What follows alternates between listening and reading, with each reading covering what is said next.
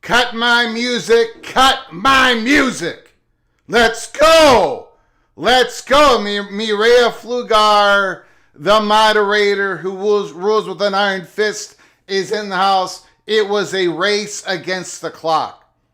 We just had the furnace man come out and check on our furnace. He just left, went out the door. I popped in. It was a race against the clock. Holy smokes. Welcome everybody into the studio that sits on the corner, the very corner of Keith Jackson Parkway, Kurt Gowdy Avenue. Do not be afraid. Do not be afraid to become a legend with your comments and with your phone calls. If you want to support this channel through a donation, just hit that $ where you make a comment and I'll get to you super chat as quick as I possibly can. Welcome everybody into the studio that sits on the corner, the very corner of Keith Jackson Parkway, Kurt Gowdy Avenue. James Madison is number 25. James Madison is number 25. North Texas is 24. James Madison is ahead of Duke. James Madison is ahead of Duke. Holy smokes. Holy smokes. Hold on, everybody. Hold on. I am still trying to get organized here. Still trying to get organized. James Madison, again, what that means is this. If James Madison defeats Troy, the winner of North Texas and Tulane, most likely, if Duke wins the ACC championship game, the ACC might not have a team in the playoffs. We'll see what they're going to do with Miami. We've got, we are going to open up the phone lines. I'm going to give you my reaction. We're going to open up the phone lines. We are going to open up the phone lines, everybody. USC 16, Virginia 17, Arizona 18, Michigan 19. Again, Tulane, North Texas. The winner of the American is in the playoffs.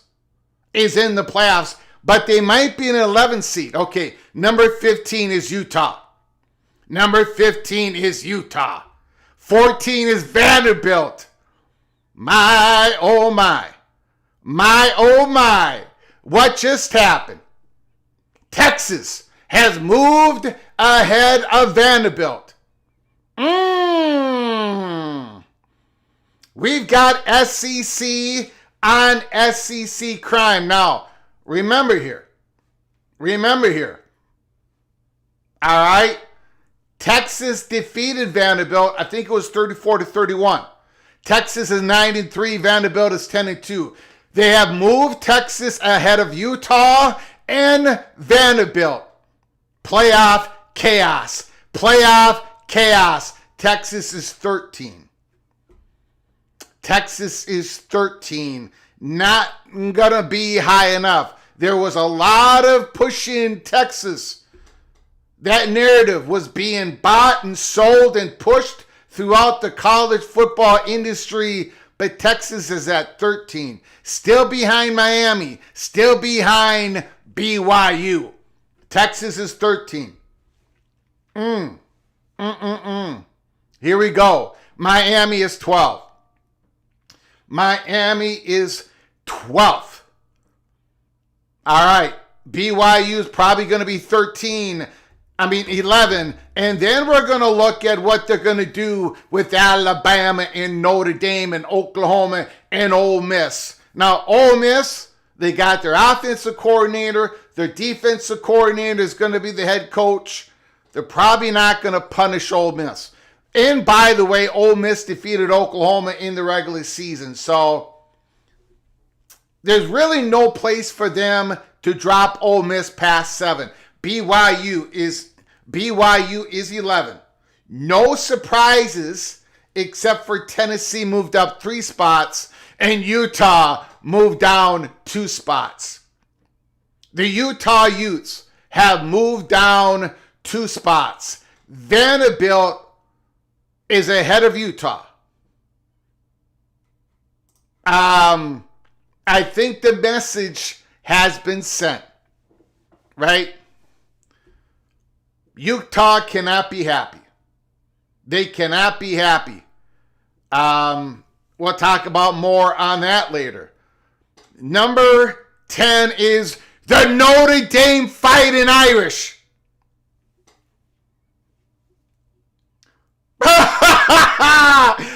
What just happened?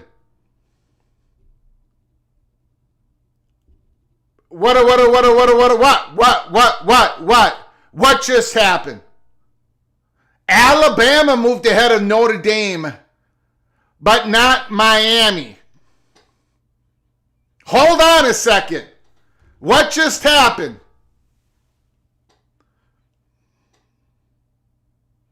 Alabama is 9th. Alabama moved ahead of Notre Dame. Why? Why? What happened?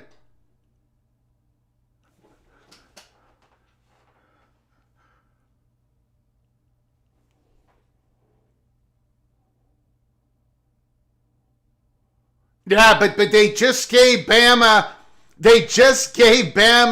breathing space. They just gave them a little if they lose, they still might be ahead of Bama because they're going to be able to say that Bama was in a championship game and Notre Dame was not. Why did Bama, with a 7-point victory over Auburn, why did Alabama move ahead of Notre Dame? Why did Bama move ahead of Notre Dame? Holy smokes. Oklahoma's number 8. Texas A&M has slid down to number 7. So Ole Miss is going to be number 6 and Oregon is going to be number 5. Holy smokes. What happened? They are protecting Bama for an SEC championship game loss.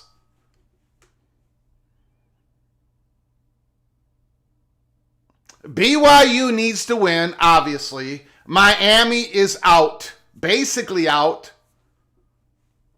We're not...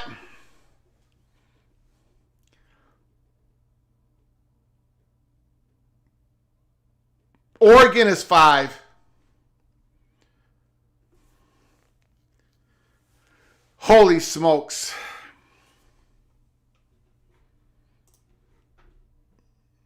Number 4, Texas Tech Red Raiders.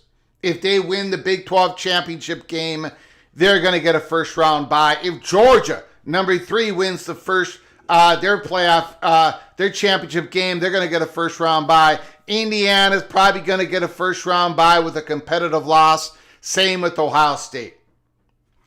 Okay, ladies and gentlemen, BYU has to win. If they win, if they beat the Red Raiders, depending on what happens with Alabama in their championship game, Notre Dame is out.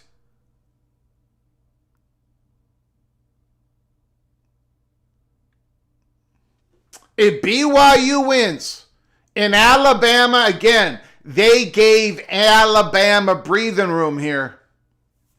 They gave Alabama breathing room. They did not give Notre Dame any breathing room.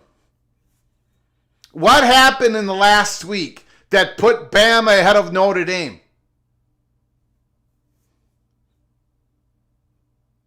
What happened?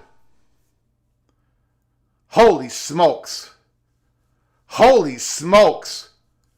They gave Bama breathing room. And in other words, Alabama lost in the conference championship game, and if BYU loses in the Big 12 championship game, that is going to put Bama at 10 and Notre Dame at 9. They're just going to do-si-do them.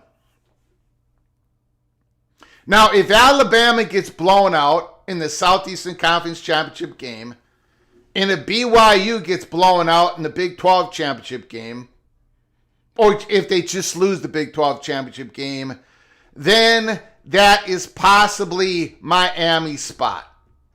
Miami might move up to number 10. Miami needs a Bama blowout loss in the SEC championship game, and they need BYU to lose. But the story of tonight is the following. Ole Miss does not drop. Texas A&M dropped a lot, down to 7. Oklahoma, I don't think you can have them any higher than number 8. We are going to see a home game. Well, not necessarily. If BYU defeats Texas Tech, Oklahoma might not be playing at home in the first round. But the story of the night is Bama gets breathing room. That's it. That's the story. Alabama can lose the SEC championship game, I don't know, by 10 points, get dropped down to 10. Notre Dame gets moved up to 9, and they're not going to put Miami over Alabama, most likely. Wow. And then the other story, forgive me. The other story of the night is James Madison being put at number 25. James Madison defeating Troy, Duke defeating Virginia. Would that put Duke ahead of James Madison? I believe the committee is telling everybody no, that Duke is not going to be put ahead of James Madison. I think this was the committee's way of saying, James Madison, if you win, you're in. Virginia, of course, if you win, you're in. And North Texas and Tulane, the winner of that game, you're in. I think Duke is out. Let me know if you disagree.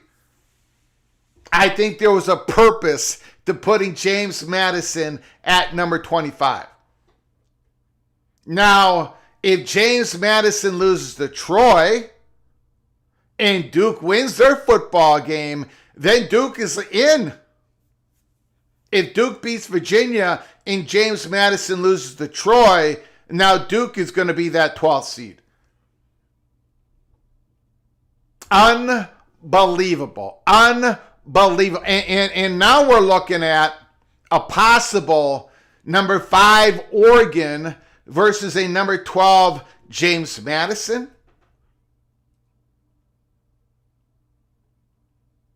And we're looking at a possible Ole Miss versus North Texas. Ole Miss versus Tulane.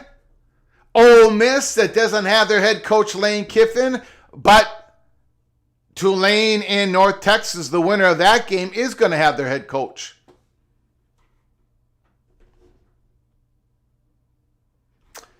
Texas got screwed. So the lesson is to schedule cupcakes.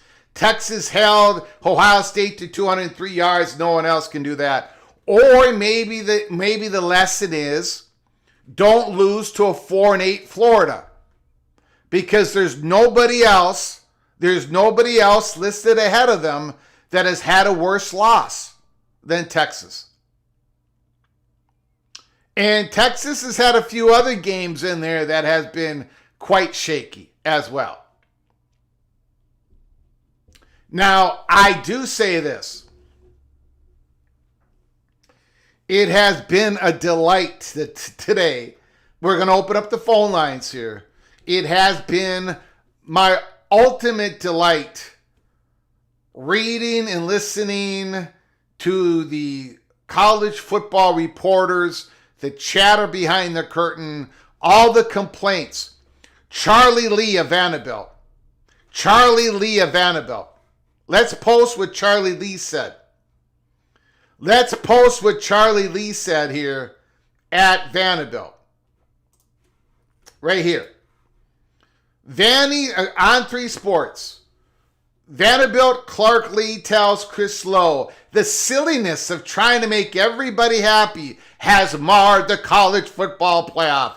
It is just absurd that the idea we're going to open the door to teams that play in conferences that aren't the SEC, that have the same record we have. I mean, it's crazy.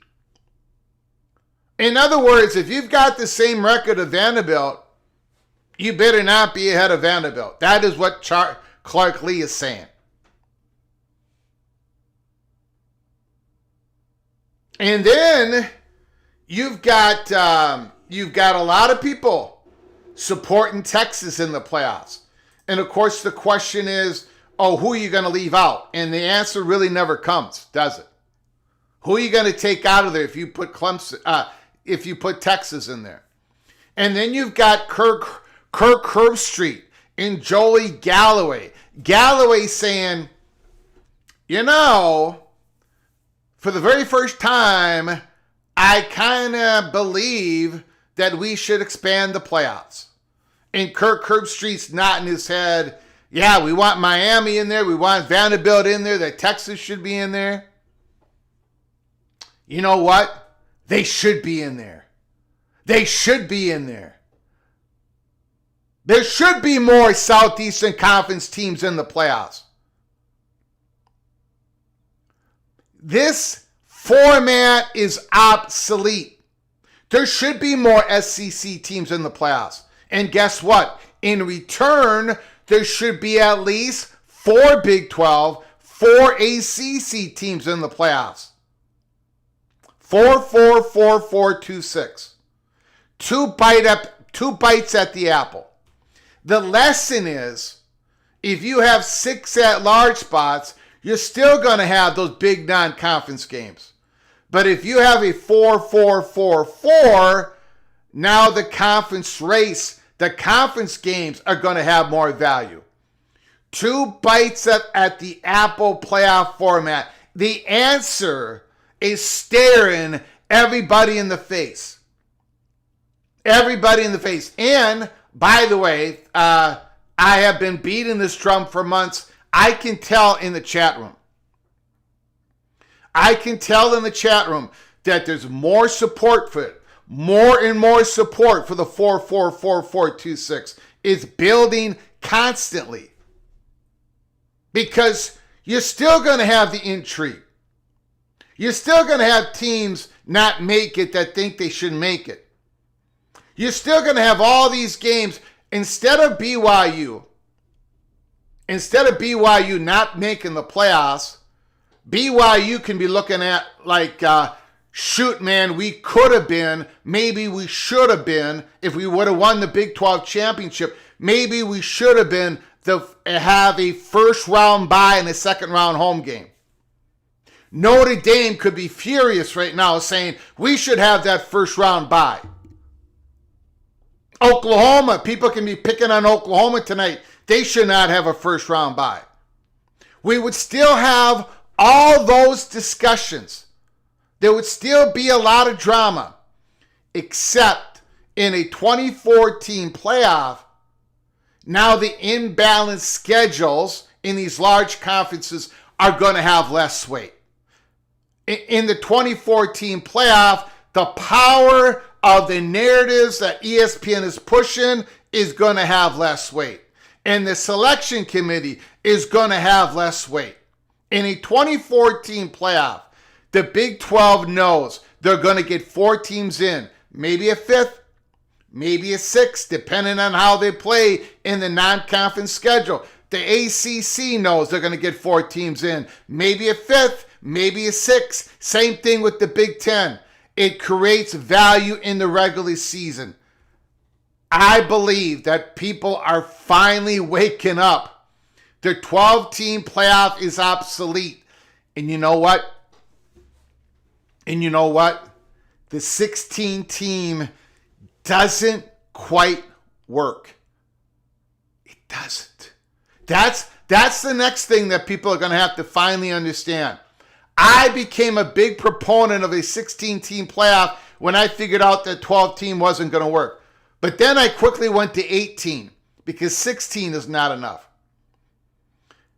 I know it sounds absurd, but it is not enough. And it doesn't give enough incentive for the top teams to get that first round bye, second round home game.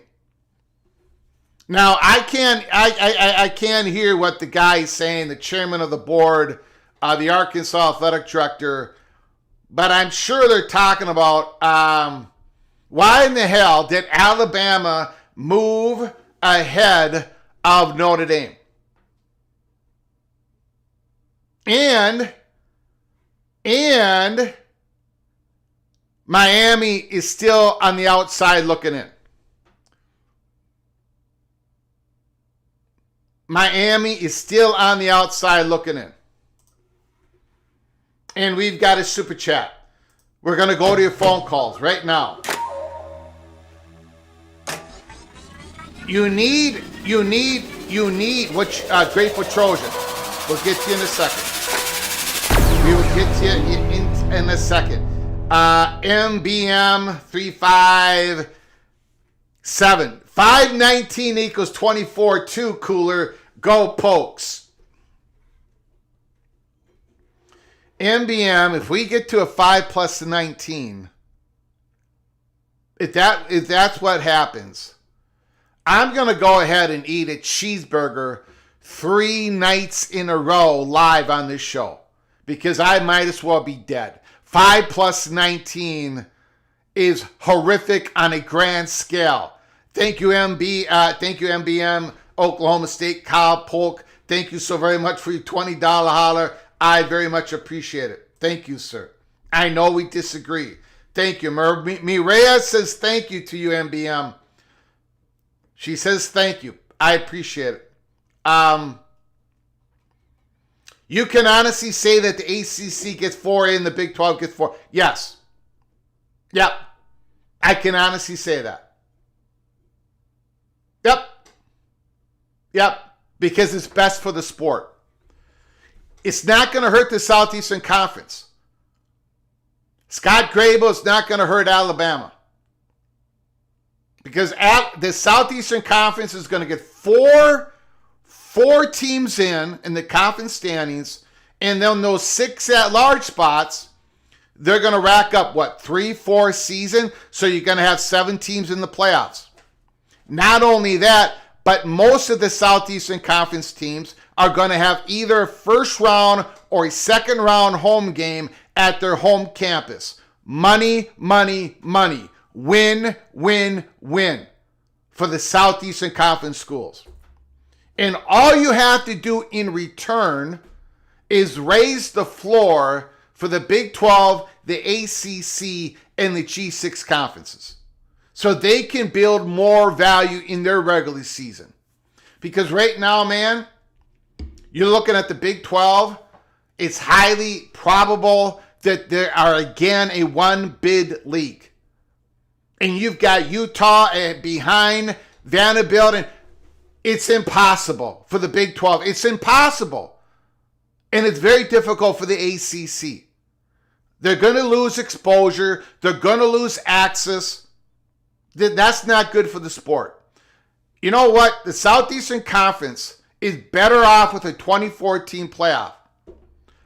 They're better off for more of their teams. The coaches will not be getting fired. You see what just happened with the Southeastern Conference? More teams getting into more important games in December. Better for the fan bases. Better for the sport.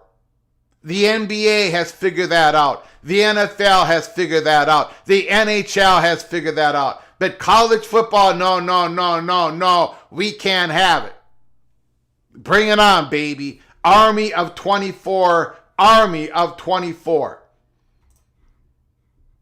We've got John Teal, Super Chat.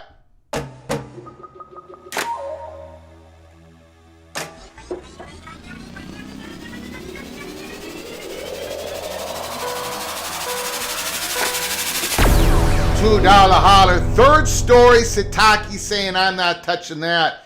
Kalani Satake is staying at BYU. So what does Penn State do next? Congratulations to the BYU Cougars, the fan bases. You kept your fantastic head coach, Kalani Satake. And now does Penn State look at Jeff Brom, Matt Campbell? It's going to be a very difficult job to turn down if you're Matt Campbell or if you're Jeff Brom. But we'll find out. Thank you, John Till. I appreciate you. $2 holler. The Evil Badger. Super Chat Evil Badger.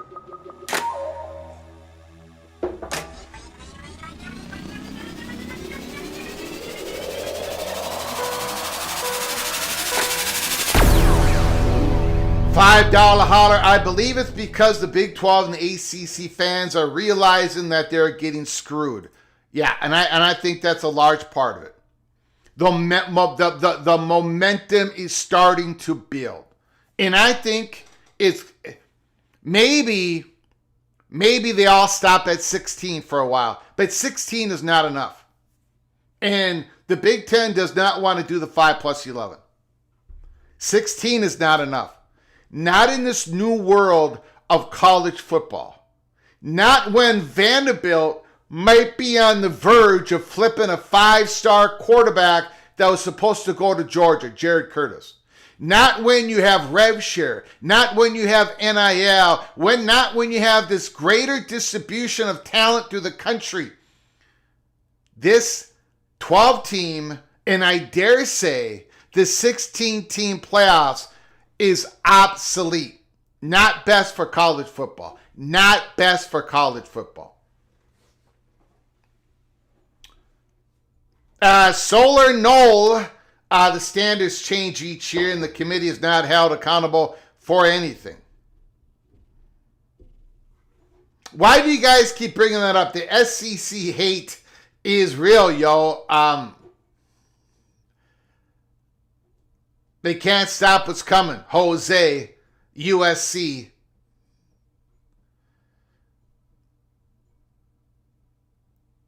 If Texas would have scheduled a cupcake, then they would be ahead of the Sooners due to head-to-head.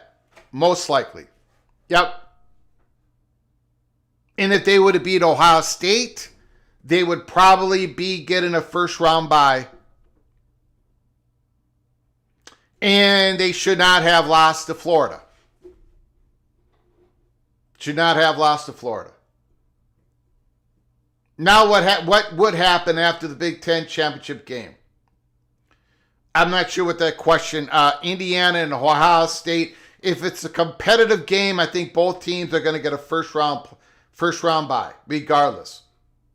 Right? I'm going to open up the phone lines. I want to thank John Teal, MBM, and Eva Badger for giving us a donation, help us keep the lights on. I very much appreciate it. Let's just take a look. First,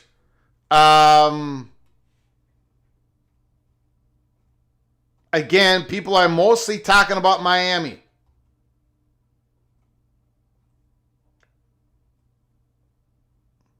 Nicole Auerbach.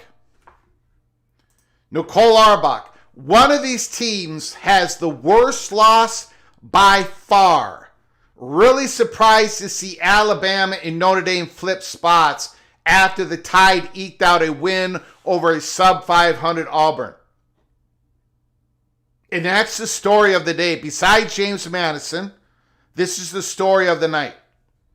Why did Alabama get ahead of Notre Dame?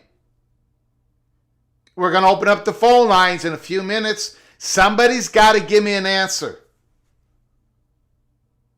How did Alabama's performance last week put them ahead of Notre Dame?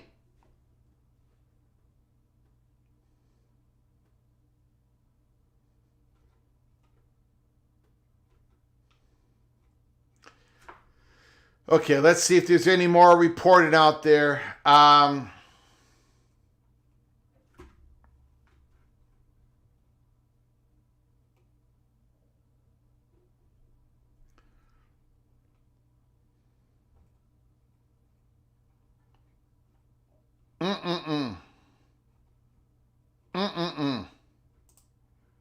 And here are the rankings. Number 25, James Madison. Duke is nowhere to be seen. North Texas, 24. Tulane is 20. The winner of the Tulane-North Texas championship game, the American, is going to the playoffs. And if James Madison defeats Troy and Duke defeats Virginia, James Madison is most likely going into the playoffs. Let's open up those phone lines. The phone lines are now open. 763-260-1333. 763-260-1333.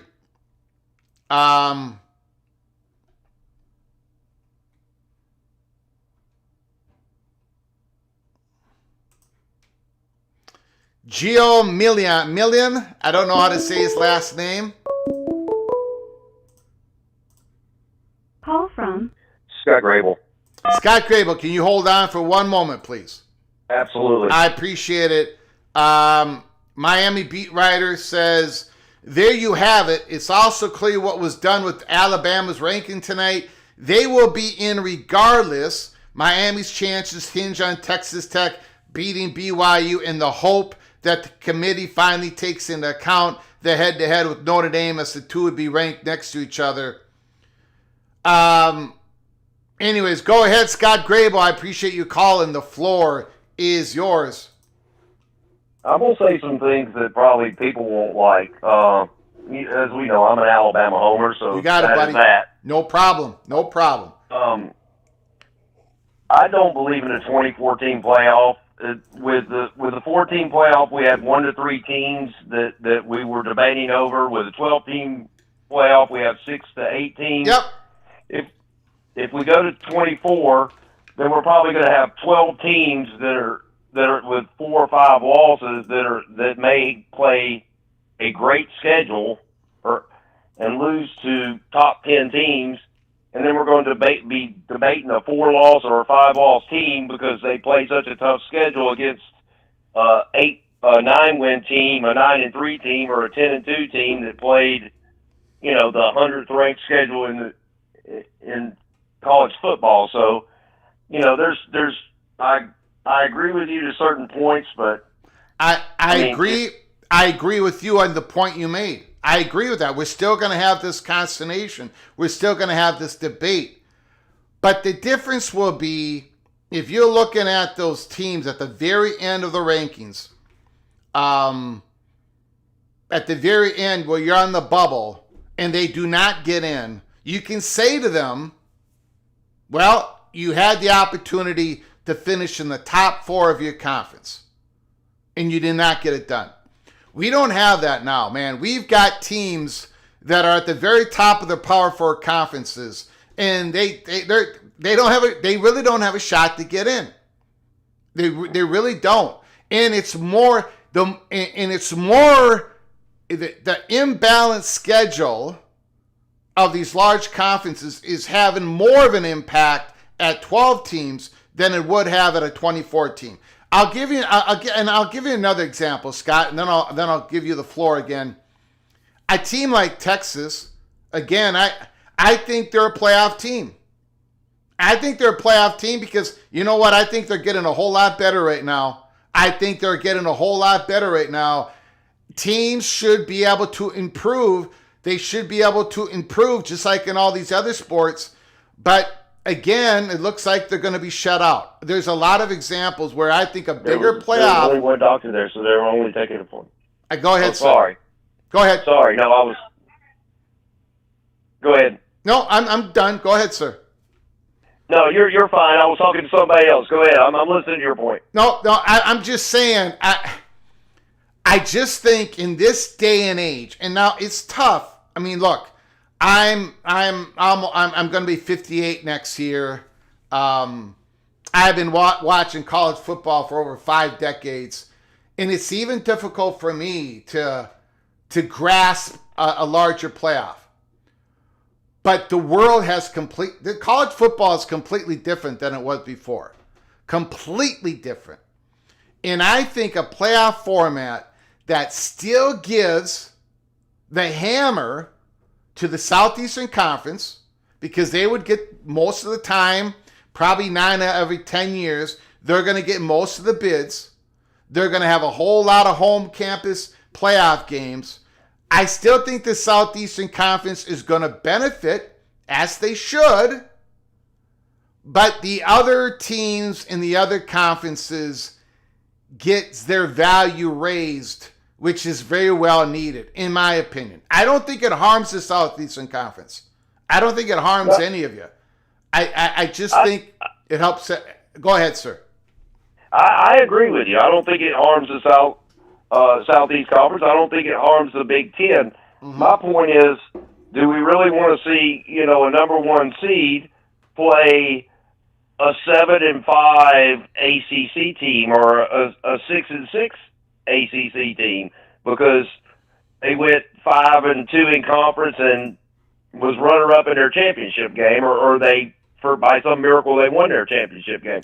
It's the same thing as like if Duke won. There'll be people with Duke saying, well, we're the ACC champion. We should be put in. And we know that's not the case. But I'm just saying, if we go to more teams, then that's gonna start being an issue.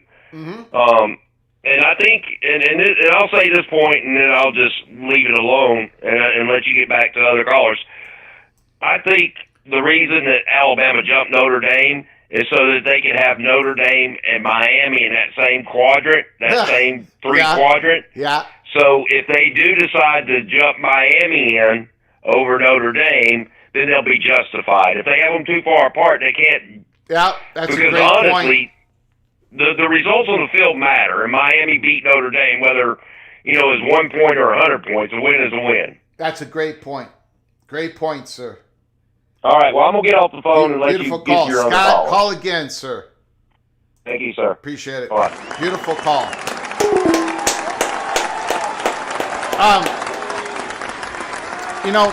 But again, beautiful call, a lot of logic there. But I have to ask this question, and I'm going to ask it to the next caller. How does it happen that Miami can go ahead of Notre Dame now? Because they're both going to be idle. Teams that are playing in the championship games, I mean, really that's not going to affect the resume too much of Miami and Notre Dame, right? So I understand what Scott is saying, but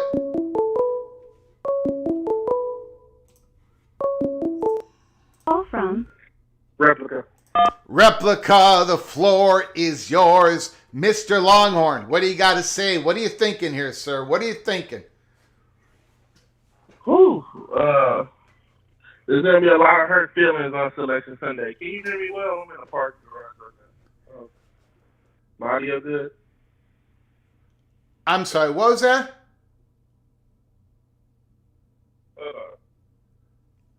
Is my audio good? Yeah, your audio's good, sir. Yep. Okay. Yeah, there's going to be a lot of hurt feelings on Selection Sunday. Let me go ahead and talk about my team because I think You got it. I think Sarkisian doing some politicking earlier today, which Yeah. we're supposed to do. Texas is not a playoff team. We have not played well for most of the season outside of the A&M game and the second half against Oklahoma. We have not looked like a playoff team, so I don't want to see any Texas fans complain about not being in it. Oh, if we had played Nowhere State University instead of Ohio State, we would be 10-2. We're not missing the playoffs because we lost to Ohio State. We're missing the playoffs because we haven't played well for most of the season. We can't run the ball, and we lost to Florida. So, just wanted to clear that up. As far as the rest of the rankings goes, ultimately, I go back to blaming for not taking the playoff to market. More so the Big Ten and the other conferences, they had more influence. But when they made the decision to sign this contract with ESPN and not go to market, they signed the death knell that this is what it looked like most years. They're going to try to squeeze as many SEC teams as they can. Alabama jumps Notre Dame after a subpar performance against Auburn, where, let's be honest, they could have easily lost that game, but ESPN has to protect their investment of the SEC. In the event that a team like BYU wins the Big 12, it would knock that 10th place team out. Because the cutoff line is 10 this year. Yep. The ACC champion, if it's Virginia, is 11. If Duke wins, I don't think the ACC champion is going to the playoffs. And Notre Dame is now being put on the 10 line because as much as the ESPN loves Notre Dame and they would love to have them in the playoffs and ratings, Notre Dame is not above Alabama in the pecking order. And last year when they seen SMU lose at Penn State and Indiana lose to Notre Dame, those ESPN execs got together and they made the decision that we're not going to leave Alabama out again. There's no justification at all for Notre Dame being ranked as high as they are. They should be 13 or 15, and then moving Alabama up after subpar performance. We've seen this last year. Remember when Alabama beat Mercer and they jumped like three spots? Like, these community members are puppets. The real community members are Jimmy Pitaro and the ESPN executives. And anybody who hasn't figured this out after 10 years of this convoluted process, like, I don't know what to tell you. Yeah. The ESPN execs are running this show. They want to have as many SEC teams in the playoffs because they do not want to see the SEC continue to get left out of these championship games because that shifts the narrative and the balance of power in the sport. So while I feel for teams like BYU, who I still don't understand how they're not well within the top 10, I think Miami should be in the top 10. This is what they're going to do most years, and eventually a Big Ten team is going to get screwed over in this process. It hasn't happened yet, but there's going to come a year where a well-deserving Big Ten team who may not be that traditional brand, but has played a tough schedule and deserves to be in, they're going to get screwed, and I think that's when people will finally wake up. And I think that's why Tony Petitti's like, we got to do something here. I agree with you, man. I disagree. I think Texas is a playoff team. I get why they're not a playoff team in this 12-team playoff. But in the playoffs that I think really needs to be created in this world of college football, I think Texas is a playoff team. I think Vanderbilt is definitely a playoff team. Those stories, those teams, the way they can play, the players, and there's more of them out there. There's more than 12 teams. That's what I'm trying to say. Notre Dame, I get people say This year, I can make a legit argument there's 16 like playoff caliber teams, deserving. Let me bring up a team. Like USC or Michigan. Let me bring up a team to you that I know you love with all your heart. And I'm going to get your reaction on this team I bring up. Now, I think they are a playoff team in this 12-team playoffs. But I think I'm going to pick against them. I don't care who they play. I think they would get whooped by Notre Dame. I think they would get beat by Texas. I think they would get beat by Utah. I think they would get beat by BYU. I think they would. Huh? It's Oklahoma. I think I know where you're going. Oklahoma. Yep, it is. Oklahoma. They're going to lose their first round. And I'm not saying this to try to get on your good side, Replica. But the Oklahoma Sooners, I respect the hell out of their defense, but they're not winning that first round game in Norman, Oklahoma. Who's ever on the road playing Oklahoma is going to beat them. And if it is Alabama, you remember when Oklahoma beat Alabama, Oklahoma had like a 4%. They were dominated in that football game, but they got the win. But I think the Sooners are going to be quickly out of the playoffs. What do you think? I agree with that, and this is not me hating on my hated rivals, but I just don't see how they're going to score enough points against these defenses in the playoffs. I don't see it. Yeah, they've been they're excellent team defensively, and yes, they are. Like hats off to them for getting able to carry them through the season, but. Man, when you're struggling with like Missouri and LSU, I don't see it. I think Ole Miss is in trouble too. That's probably the most surprising thing that they didn't drop Ole Miss. But again, SEC bias. If they weren't in the SEC, I think they'd be out of this thing. Yeah, like I think even if they were in the Big Ten, I think they would get dropped. But this is what the conferences and the commission have signed up for. So yep, and we're looking at.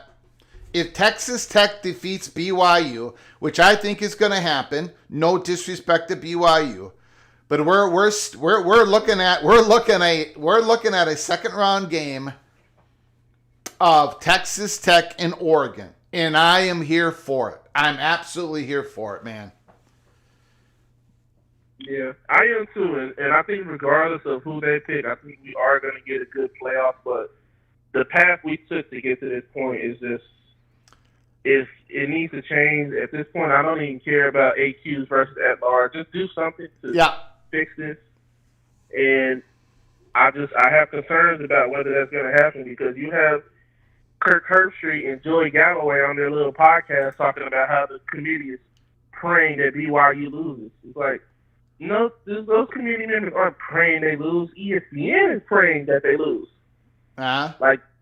Like, if you actually listen to these people that say the quiet part out loud, I don't know, I'm just kind of exhausted with this process and the fake media narratives. Oh, if we hadn't played Ohio State, we would be in the playoffs, or, oh, my conference is so much difficult than yours, I should have 3 losses and still get in, or it's really exhausting, but it is. This is kind of.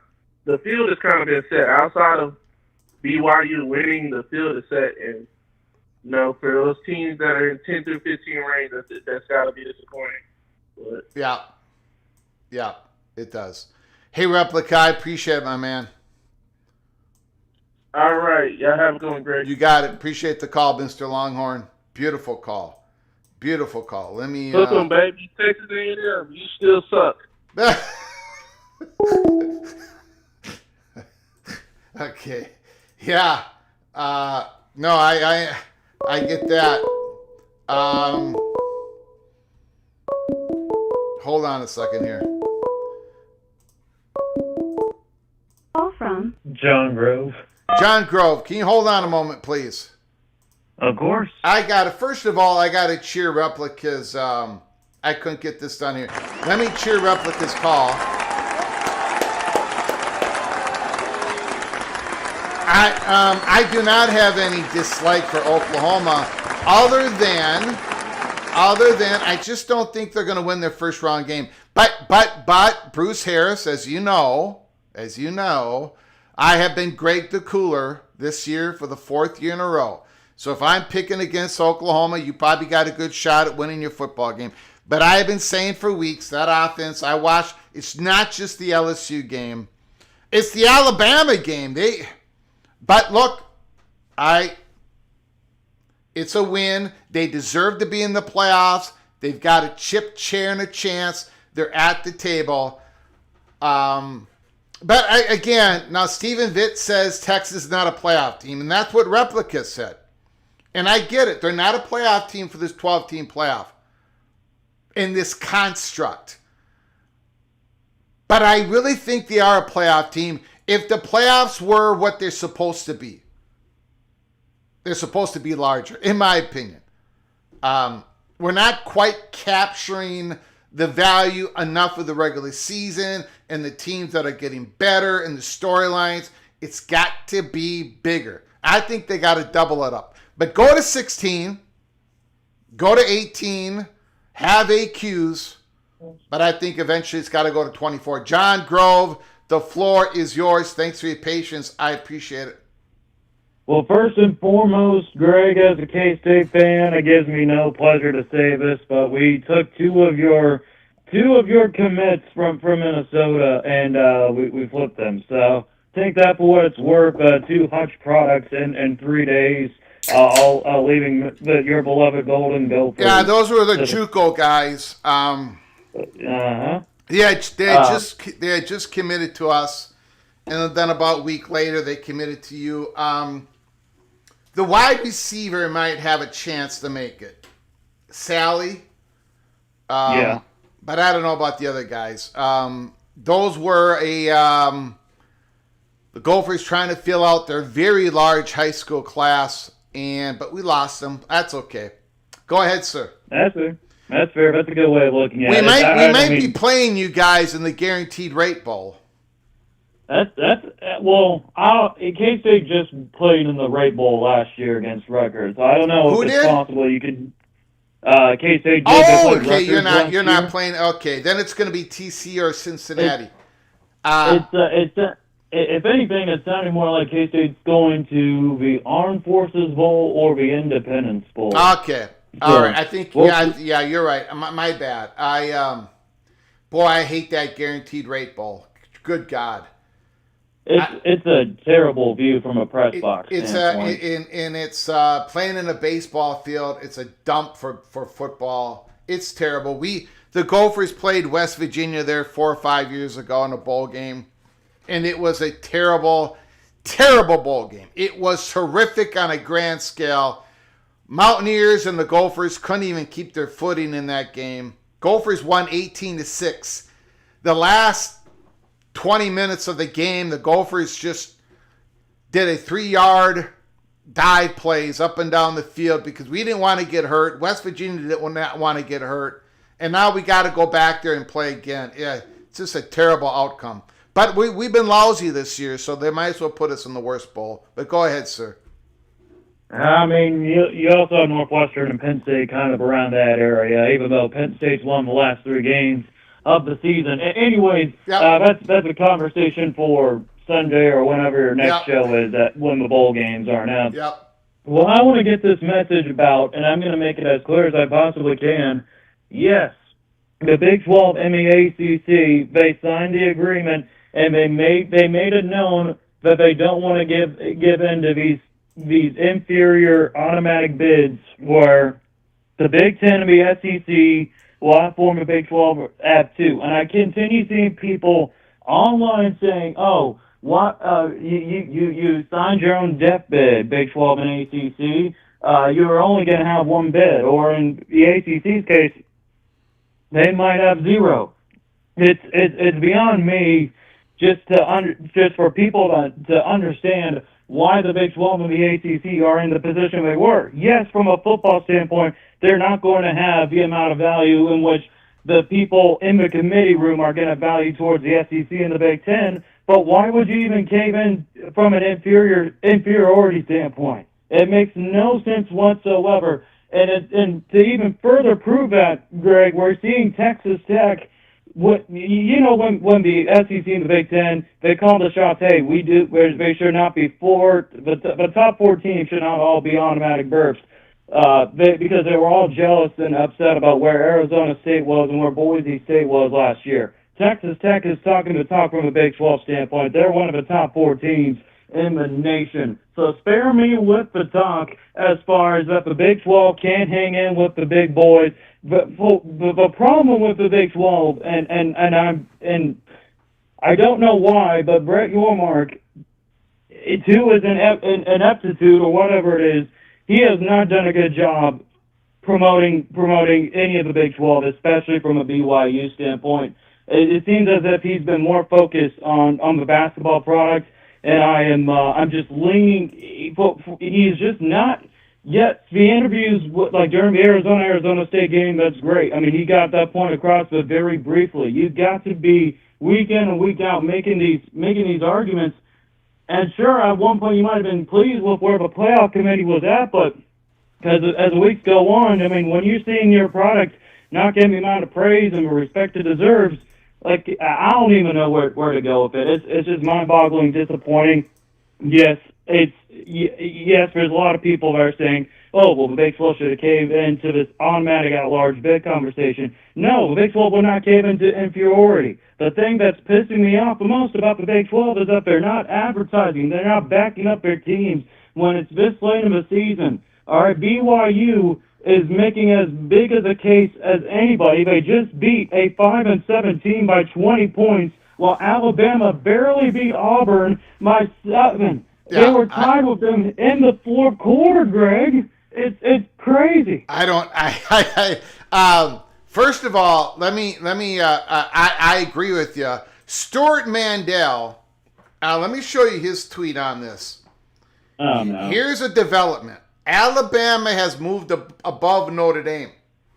Number 10, Notre Dame. Number 11, BYU. Number 12, Miami.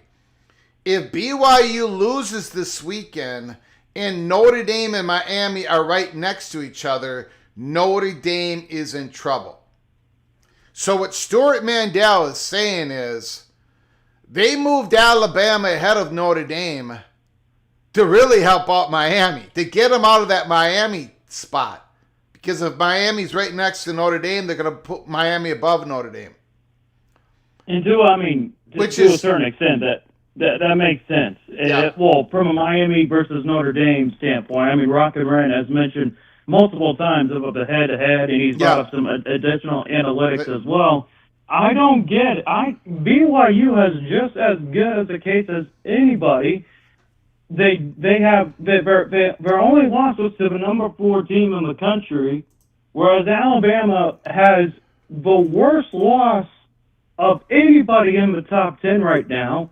And for whatever reason, the committee decided the committee being hijacked by ESPN, they have the balls to have Alabama placed in the top 10. I don't know. And they move them ahead of Notre Dame.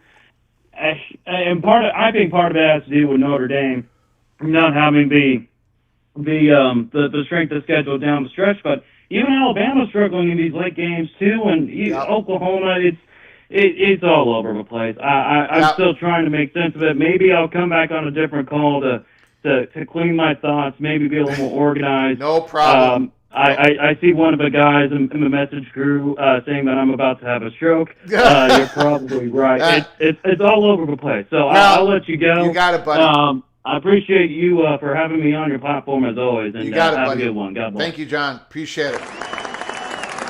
That's what the phone calls are for. It's a reaction. You don't have to be rational all the time. I'm not rational all the time. Some people say I'm not rational ever. But now look here, guys. Where was that comment in the chat room where it said that Notre Dame would not be left out? Here it is. Rod Nix. I love you, Mr. Seminole, but I don't know. Think about it here. Think about it. Hold on a second. From Tristan 5. Tristan, can you hold on for just a moment? Yes, I can. I just had a flash of brilliance, And you know those are fleeting. So I got to put this out here before I forget. Rod Nix, now listen now. If BYU defeats Texas Tech, I don't think they're going to, but they do have a chip chair and a chance. They're at the table. They're going to play Texas Tech. Maybe Texas Tech is going to lower their play and BYU is going to go even to a higher level. But let's say BYU defeats Texas Tech. BYU is going to move out of that number 11 spot, and Texas Tech ain't going to go all the way to number 11. No way. So what does that mean? What does that mean? I'll put this Stuart Mandel tweet up.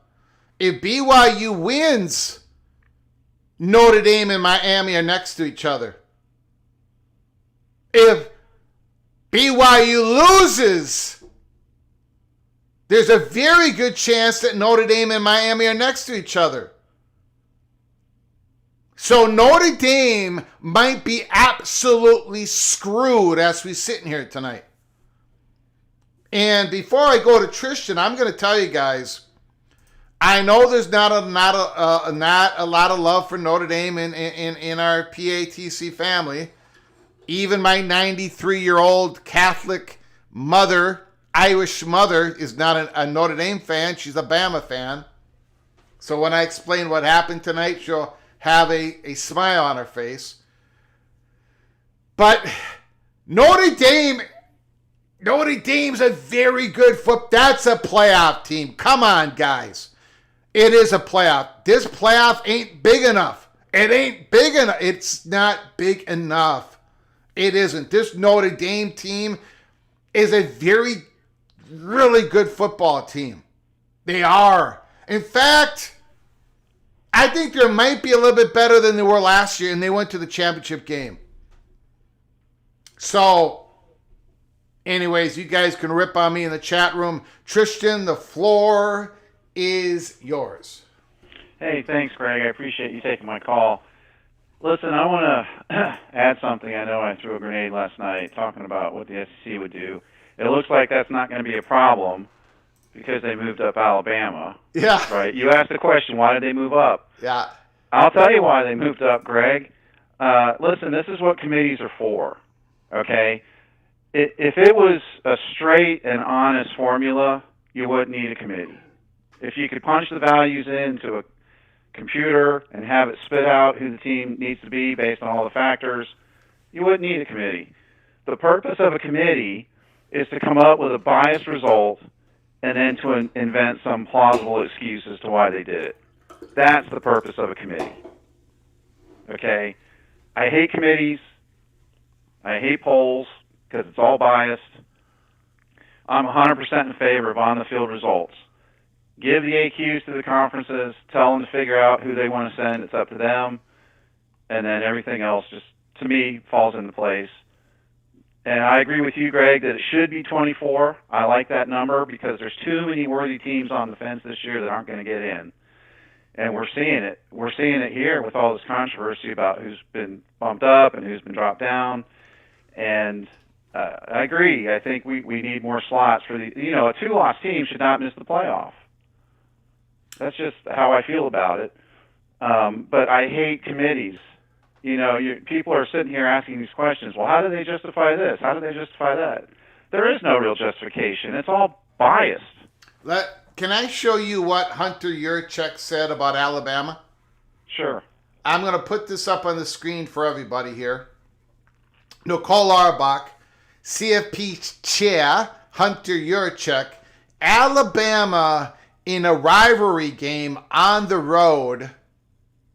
Auburn has been an extremely tough place to play for many teams this year, such as Georgia and Vanderbilt. The committee gave Alabama respect for winning that game. That is unbelievable. Yeah, that is unbelievable. Yep. Yeah, it's a scam. Nobody else would have gotten respect like that. And No. I'm not ripping on Alabama's a very good team. I think they're a playoff team. Yada, yada, yada, yada. But Come on, you replace the word Alabama with anybody else, they're not getting that bump after that performance. Well, let me give you a different number, okay? Now, I'm getting this information from War Chant. I was looking at their thread. They have a realignment thread, and someone posted, now that we're through the regular season, they posted a thing that says the most watched teams via Nielsen Big Data. Okay. Mm-hmm. Alabama's number one on the season with an average of 8.14 million viewers. Okay. That, more than any other reason, might be the actual reason they got bumped up, because it's going to help the ratings of the playoffs. So that's probably the reality of it, Greg. I mean, I think ever since the TCU game a couple of years ago with Georgia, yeah, they're trying their best to, and it's biased, and I hate the process of it, but they're trying to pump up the ratings, in my opinion, with these kinds of moves. Now, you would think that they would want to bump up Notre Dame as well, so I'm not sure what's going on there. yeah. I don't know, but Alabama's number one on the whole season, Greg.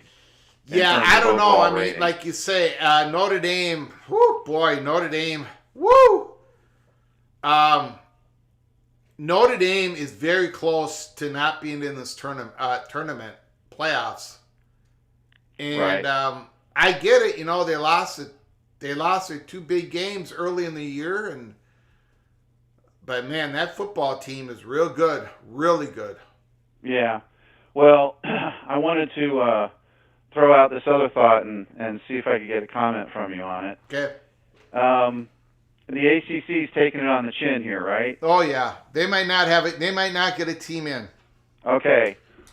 Maybe some of the message of what's going on here is ESPN is telling those ACC teams, get your butt into a different conference. We're done playing around. I have a feeling that might be one of the messages being sent through this thing.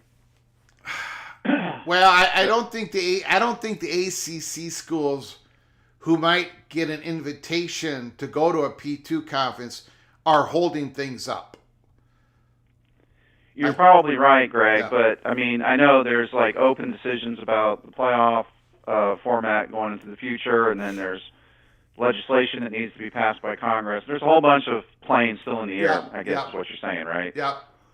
Yeah, but I think also ESPN wants some action, right? Because how long is the world supposed to wait?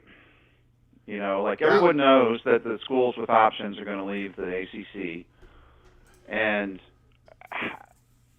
what are they waiting for? Like, is there some legislation that North Carolina could see happen where they would say, well, you know what, we might have been leaning SEC, but based on this legislation, we're going to go to the Big Ten? I don't think so. Like, they need to, they all have to know where it is they want to go by now. And I understand the point of like, hey, there's too many things up in the air, but we've been talking about realignment for the last decade, right? Everyone's been studying it then everyone who's paying attention, you know, once the Oklahoma and Texas announcement came, Greg, that was a half decade ago. They've had plenty of time to figure out where they want to go. Yeah. My gut tells me that ESPN is telling some ACC schools, get your butt in gear. Okay, we're not going to support the ACC much longer. Okay, and they're already withdrawing their support based on what I see here. And so I don't know. I hate the corruption of it. I hate the committees.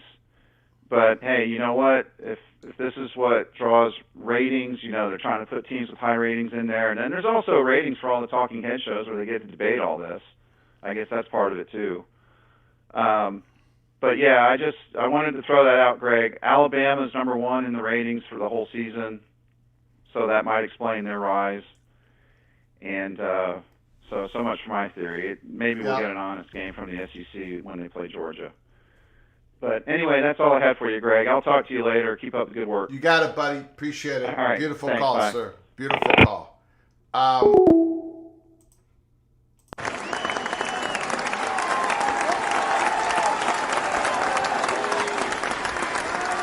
Great call, Tristan. We've gotten great calls tonight, like always. We've got ourselves a super chat here. MBM, Oklahoma State Cowboy.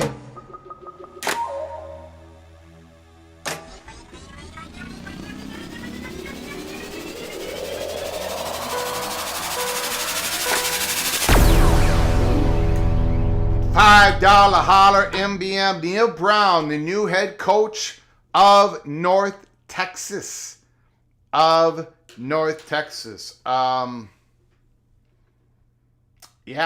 it's big news for North Texas.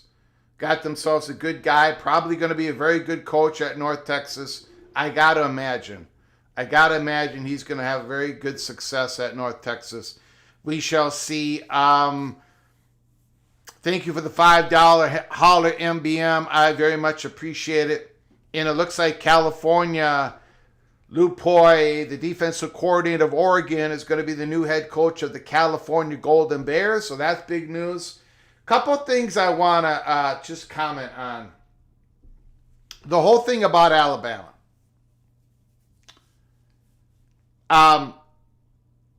What I don't understand, what I'm having trouble with is, not that Alabama is a good football team, not that Alabama should not be a playoff team, all that stuff.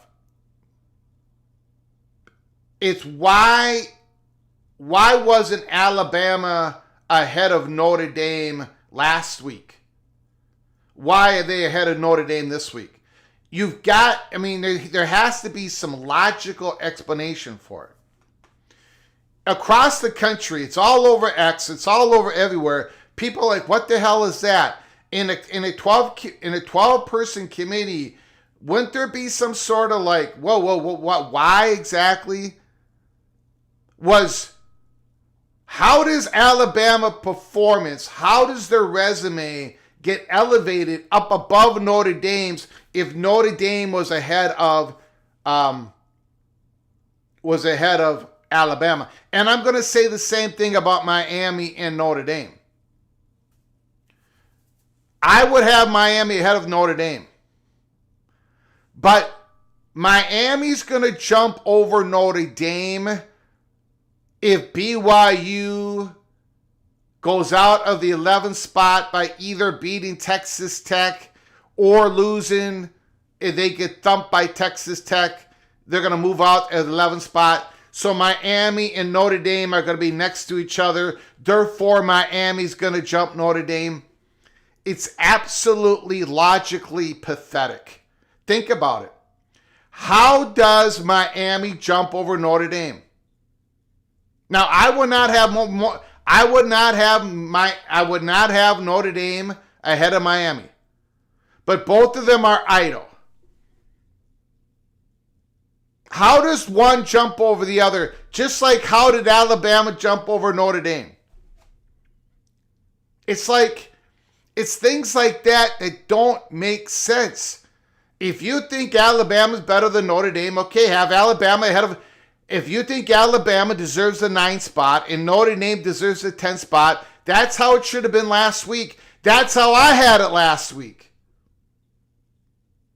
But now you do the flip. It's like snip, snap, Michael at the office.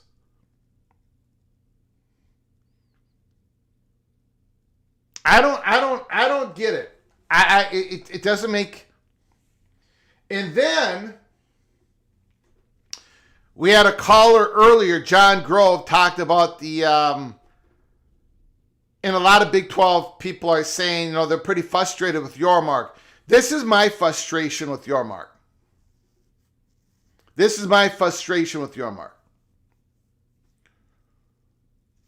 He fought for his conference, right? He said, I do not want our conference to be considered inferior.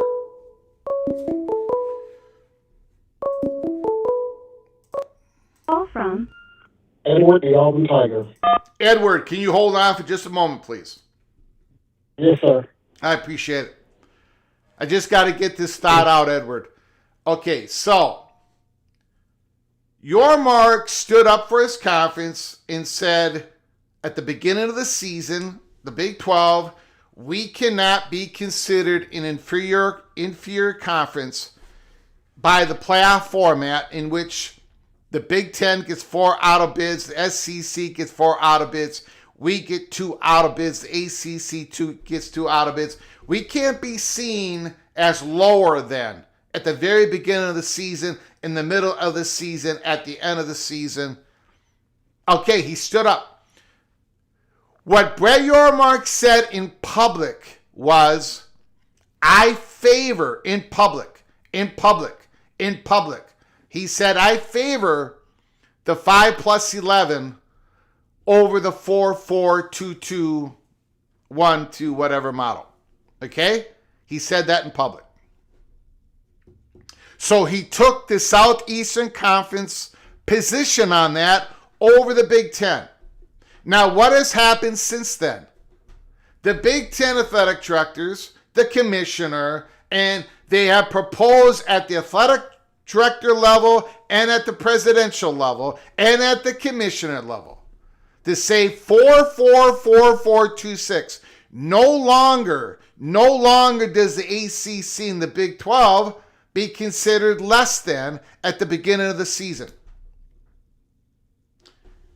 And we had one remark from Yormark saying, I'd be up for that. If that's presented, I take a look at that. Yeah. But what Brett Yormark, what he hasn't said is the following. Damn straight I'm for that. Of course I'm for that over the 5+11. Yormark was quick to support the 5+11. But this is so much better for his conference, for his institutions, the 4-4-4-4-2-6. And yet he has not come out and publicly said it. Why is that? Why is that? Come out and now if there's only one Big 12 school that makes it to the playoffs again, he better come out and say if the AQs are equal and there's a large at-large space in the playoffs, I'm for it. He better come out and say that, because if he doesn't, then I'm going to start questioning who. I better not say anymore. But does ESPN have their hand in the back of Yormark just as much as they do with Phillips? And they're also ESPN's puppets? Why haven't these two gentlemen come out and said, damn straight, we agree with that. This is what we want. But they haven't done it in public. They were quick to support the 5+11, but they're not quick to support the 4-4 or 3-3-3 or whatever.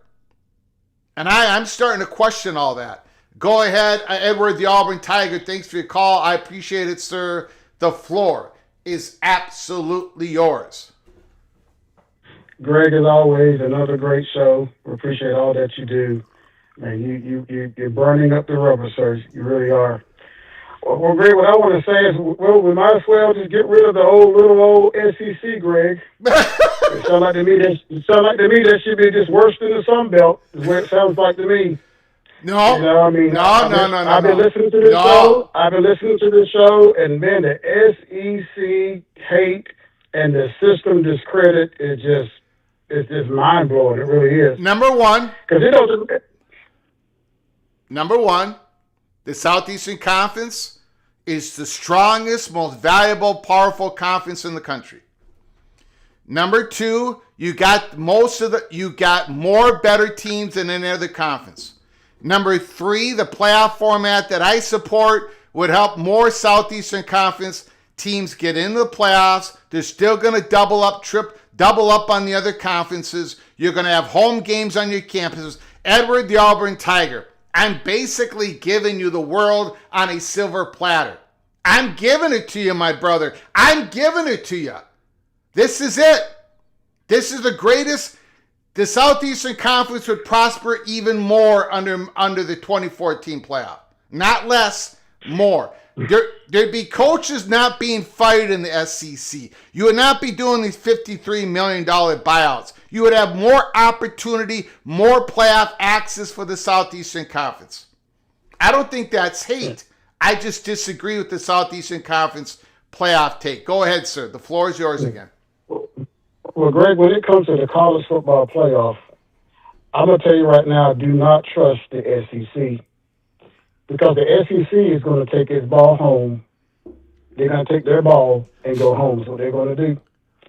Because when you look, let's rewind back to, well, I think it was May. You know, they were having the conference meetings, and surely the Big Ten thought the SEC was going to side with them in the playoff format, the 16-team format, and what happened?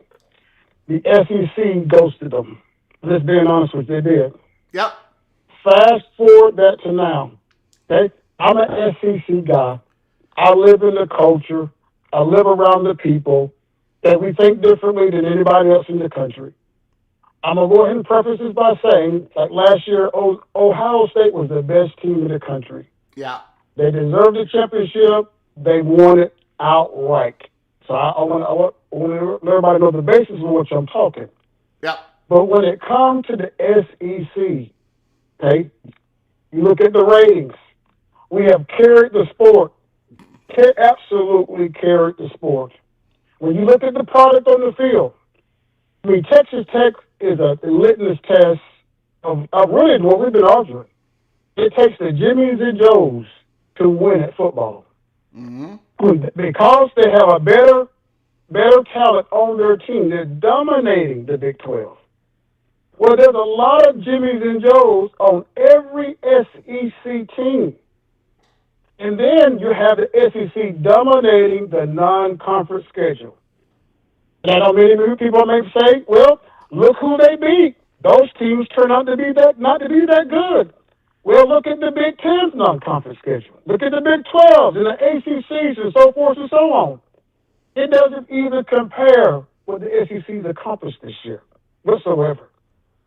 And what blows my mind is we want to blow up the whole system. Everything is a theory, a contaminated theory when it comes to college football, the college football playoff, when it comes to ESPN, and when it comes to the SEC. Well, the way we think down here, then when our eyeballs don't deceive ourselves, Greg, when we look at the football product, I watched the Michigan, Ohio State. I watched the Indiana and the Purdue. I watch all these different leagues. My eyes don't deceive me.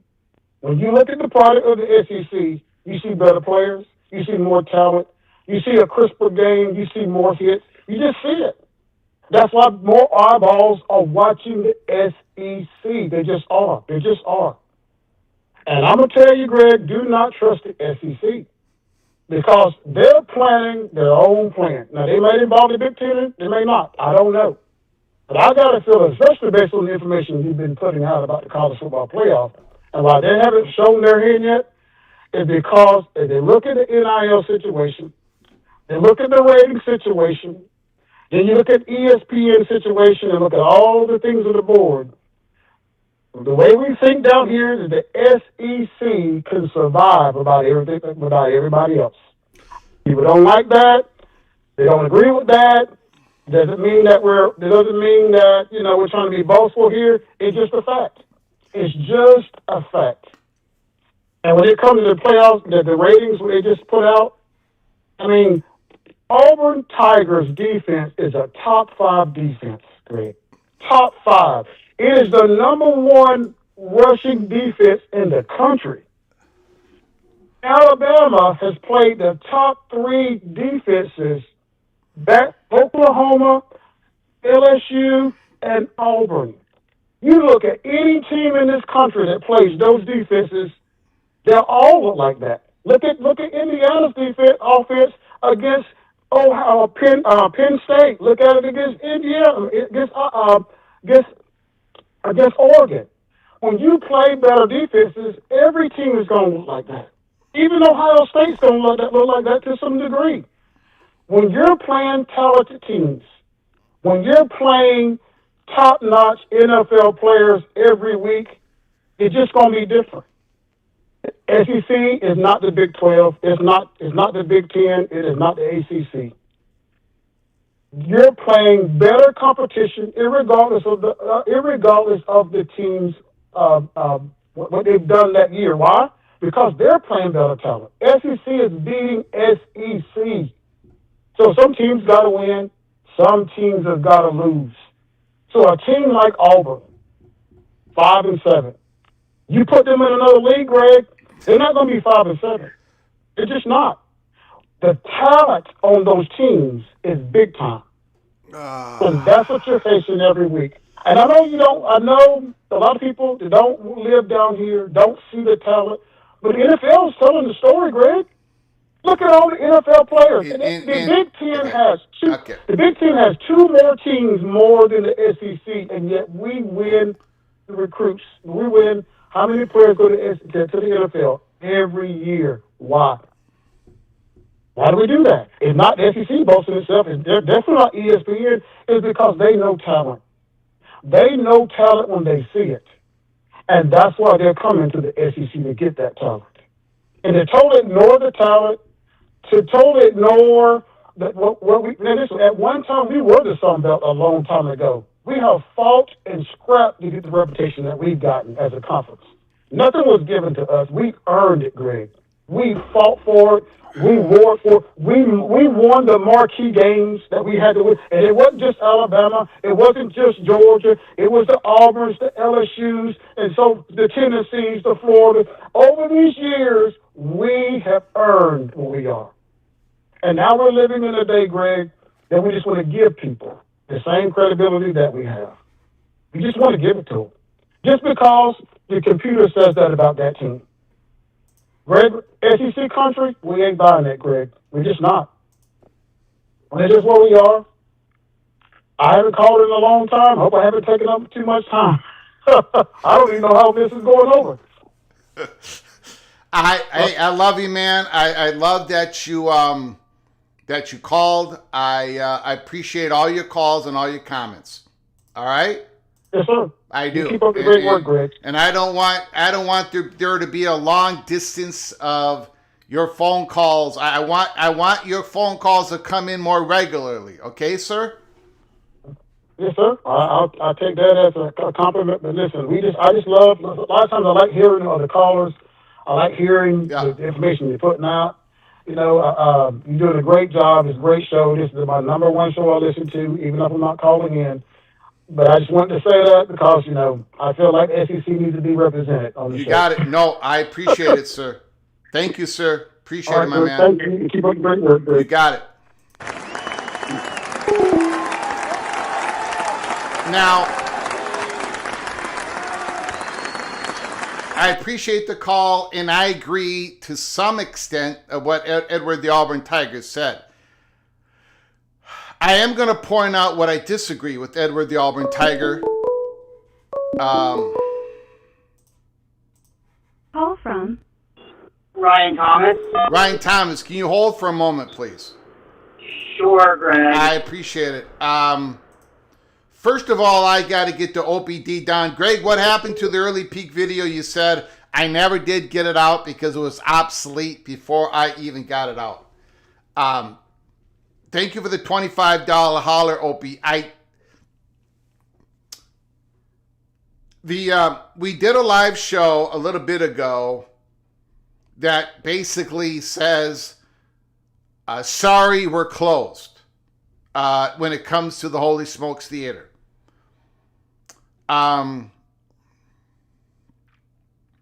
However, and again, I'm going to tease something that I probably should keep my mouth shut. I have, so to answer your question, Opie, I did not make the video and it's already obsolete. There was something explained to me when it comes to the Big Ten. And the Holy Smokes Theater is closed. So, and I don't want to talk about it on this show tonight. But something was explained to me on what the Big Ten. Nothing is imminent. Not even close. Not even close. But something that they might be some value that there is something that is of great value to the Big Ten that they would like to get out of the next expansion. Something was explained to me in detail, and I'm not going to be able to give all the detail to it. So, and I think that's going to be a very interesting story. So I will give everybody an update. I'm not going to just jump on here and say, oh, and this is what I meant. A couple of live shows from now, I might be able to say in the next couple of days or tomorrow, I'm going to be talking about this information. So I will give everybody a heads up. But so there is something that I can expand on, but the door is closed. Can you guys give me a minute? Ryan Thomas, can you give me a minute? Sure. My mother is just calling me here. Hold on. Hello, Mom. Yeah, take your time. Are you okay? Okay, I'm in the studio and I'm doing a live show. So you're talking. What? What's going on with are they still working on No, the furnace is okay. it's okay? Yeah, it's okay. Are you warm or cold or what? No, I'm fine. Okay, I'm just worried about Okay, no, everything is fine. And Maria is home. and nobody's here and No, everything is fine. Mireya is home, but the guy working on the furnace is gone. Oh, Yeah, and we're talking about your Alabama team right now, okay? okay. Everybody knows you're pro Alabama. Okay, bye, Ma. Bye. So that proves it right there that we're not anti-SEC or Alabama. My 93-year-old mother is pro-Alabama. Anyways, what was I just saying? What was I just? I think you were talking about the early peak stuff, Greg. The what? You were talking about the early peak thing that you're. Oh, okay, yeah, okay. Thank you, Opie. So that's the answer, Opie. Thank you for the $25 holler, though. Thank you for all your support. I very much appreciate it. I don't have a better answer for you, so I apologize for that. I did not make a video of it. Thank you. I appreciate it. Okay. Now, Ryan Thomas, you got to give me another couple of minutes. Are you okay? I'm fine, Greg. You Okay. take your time. Okay. It's your show, man. It's your show. Okay, wait. She's calling again here. Hold on. Yes, Ma. You just called me, you know. I was just calling. No, you called me again. Call me Rhea. Her last four numbers are 7318, not 19. Okay. Give her a call. Okay, bye. Hold on, guys. I gotta tell the wife to go over to. Yeah. Hold on. Woo! Okay. Can you check on my... Okay. In regards to the in regards to the Edward the Auburn Tiger phone call. Look, I'm not going to rip on Auburn. I mean, I am going to rip on Auburn a little bit, but yeah, Auburn, you know, they got some really good players, NFL players, blah, blah, blah. I get it. Tough win on the road at Auburn, Alabama, rivalry game. I get it. I don't see how that jumps Alabama over Notre Dame. That's my point. That is my point. I'm not, like, that win doesn't say, whoa! No, again, it's a rivalry game in Alabama. I get it. but it's not a domination, and I'm not trying to rip on Auburn.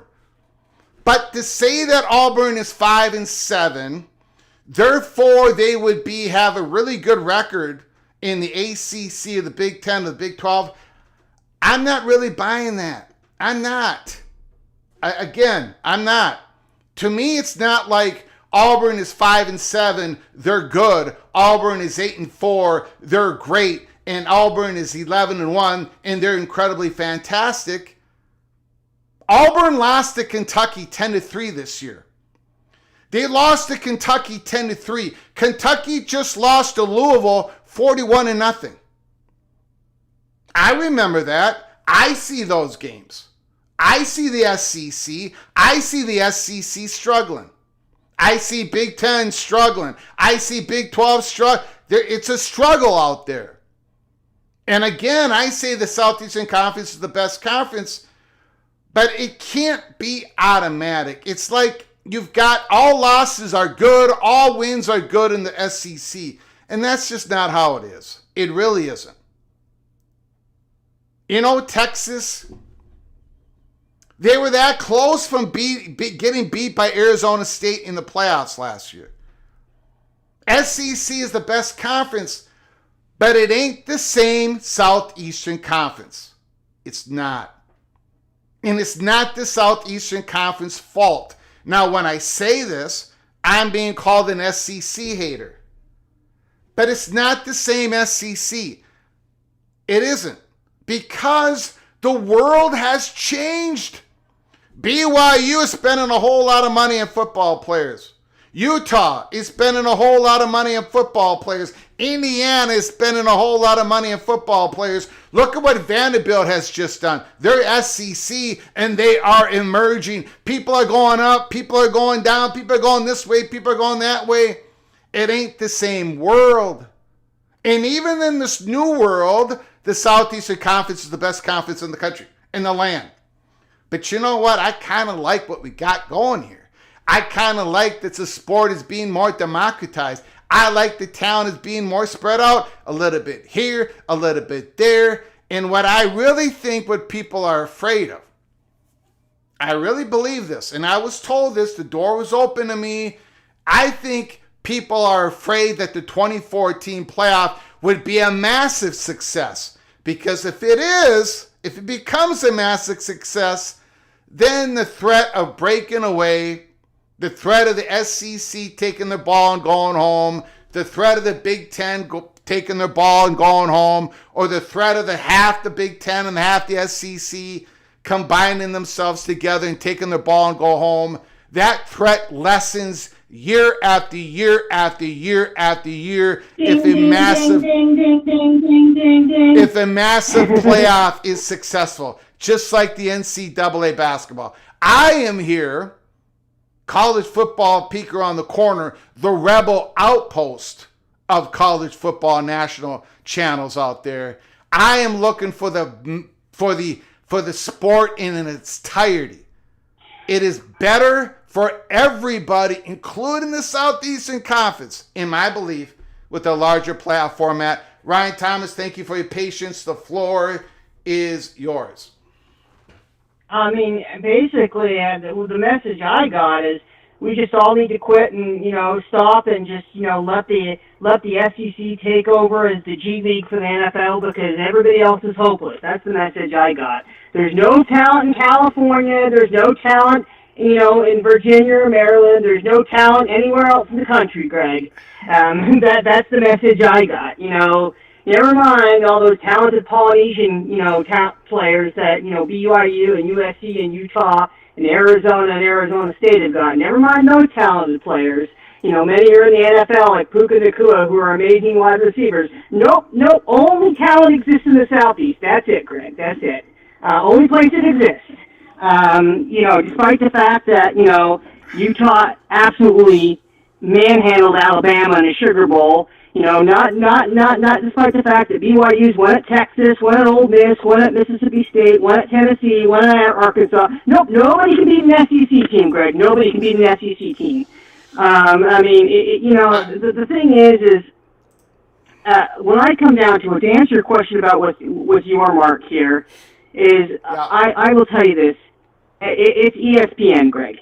ESPN, there are two things I want to make clear. Nobody milks a trademark more than Disney. And nobody can ruin anything more than Disney. And Disney's ruining college football.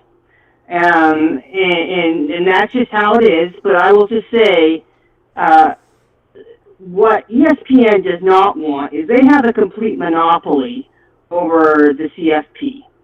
And the last thing they want to see is conference tournaments or, a playoff system determined that way. And the last thing that, Greg, the SEC and ESPN have two things that they're never going to allow. And I don't mean any offense to the Big Ten fans here, and this isn't really a knock at the Big Ten, it's just a reality to the Big Ten, is the SEC does not see you as being equal. They do not see anybody being equal. ESPN does not see Fox as an equal. And ESPN and the SEC will do everything they can to undermine anybody who would potentially rival them for success. That's why you saw Sankey do what he did to the Big Ten. And, despite the fact that there's no truth behind what they say, despite the fact, I seem to recall being at a Rose Bowl a couple of years ago, where Michigan just absolutely ran over all over Alabama. But apparently, there's no talented players outside of the Southeastern Conference, Greg. There's no talented players outside the Southeastern Conference. But, despite the fact that, Ohio State last year absolutely bulldozed Tennessee, in Texas, there's absolutely no talent outside of the Southeastern Conference, Greg. So that's apparently the message I got. But, look, the message I got from the rankings tonight was this. There are going to be 5 SEC teams in the playoffs. That's guaranteed. If BYU wins against Texas Tech, there's no way they're dropping Texas Tech 7 spots. I think Notre Dame, if BYU wins, Notre Dame is out. That's the message that was sent. Notre Dame might be out either way, Ryan. Yeah, they're at 10 right now. Yeah, but if BYU wins, they're out. If BYU loses, Miami and Notre Dame are going to be next to each other in the rankings, probably. And Miami is not getting in. Miami fans need to quit deluding themselves. I don't know, man. You're not I don't know. I don't know. They're not going to look. I think that's complete delusion. You know who else beat Notre Dame last year? Northern Illinois. That doesn't mean that Northern Illinois was a better team than Notre Dame. So I mean, but their resumes are very, very close with each other. Yeah, well, guess what? Both of them should be a mile behind BYU. Yeah. Both of them should be. There's no doubt. Strength of schedule, strength of record, wins and losses. BYU is far ahead of Notre Dame and Miami. I mean, look, the ACC was absolute dog trash this year, Greg. I mean, look, Notre Dame beat up on ACC bottom dwellers, and so did Miami. And when Miami played the top teams in the SEC, they got dog walked. I mean, let's stop with this. I mean, BYU played the top half of the Big 12 for the most part. We got our butts kicked by Texas Tech. We deserved it. So, I mean, that's, and if we lose to them, yeah, sure, we're out. But, what upsets me is if we do beat Texas Tech this Saturday, what upsets me is they won't move us any higher than 8, Greg. That's what makes me mad. That's what makes me mad is they would still keep, an 11-1 conference champion who played 9 conference games, has a stronger strength of record and stronger strength of schedule than Texas A&M. They would still put us behind them. That's ridiculous, but that's what it is. And the message is tonight is Greg Sankey. We know that you were upset last year because you only got 3 teams, so we're giving you 5 this year. And the message is Alabama. Alabama loses, though they won't punish Alabama. Nope, they won't punish Alabama. By the way, Georgia never beats Alabama in SEC championship games, so we can just assume that Alabama's winning anyway. But, I mean, that's just sort of it. Let me ask you a question about the football game, Big 12 championship game, okay? Mm-hmm.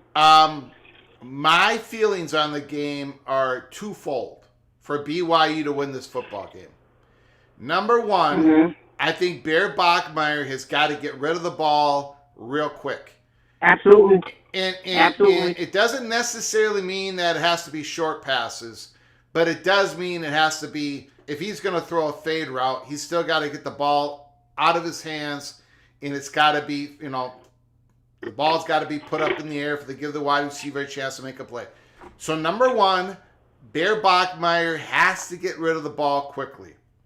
Number two, they've got to hit Morton, because I think the weakness, and basically the only weakness to the Red Raiders, is the health and physical ability of their quarterback. I think you got to hit him, and I'm not saying you take a cheap shot. BYU would not do that, No. but hit him. You've got to hit him. In other words, you're going to have to sell out on a few plays early on. Make sure you hit him and slow him up, and maybe you've got a shot. What do you think? Well, I agree, but also even in that game that BYU lost to Texas Tech, BYU had 3 turnovers in its own territory that gave Texas Tech most of its points. And BYU's defense actually held Texas Tech to its fewest yards all year. So, I mean, I think they can do that. The one difference is L.J. Martin will be healthy, and then the backup running back, Sione Moa, will be back. He's been out all year with an injury, but they'll have an extra running back in there. So, I mean, they'll be a little bit healthier there.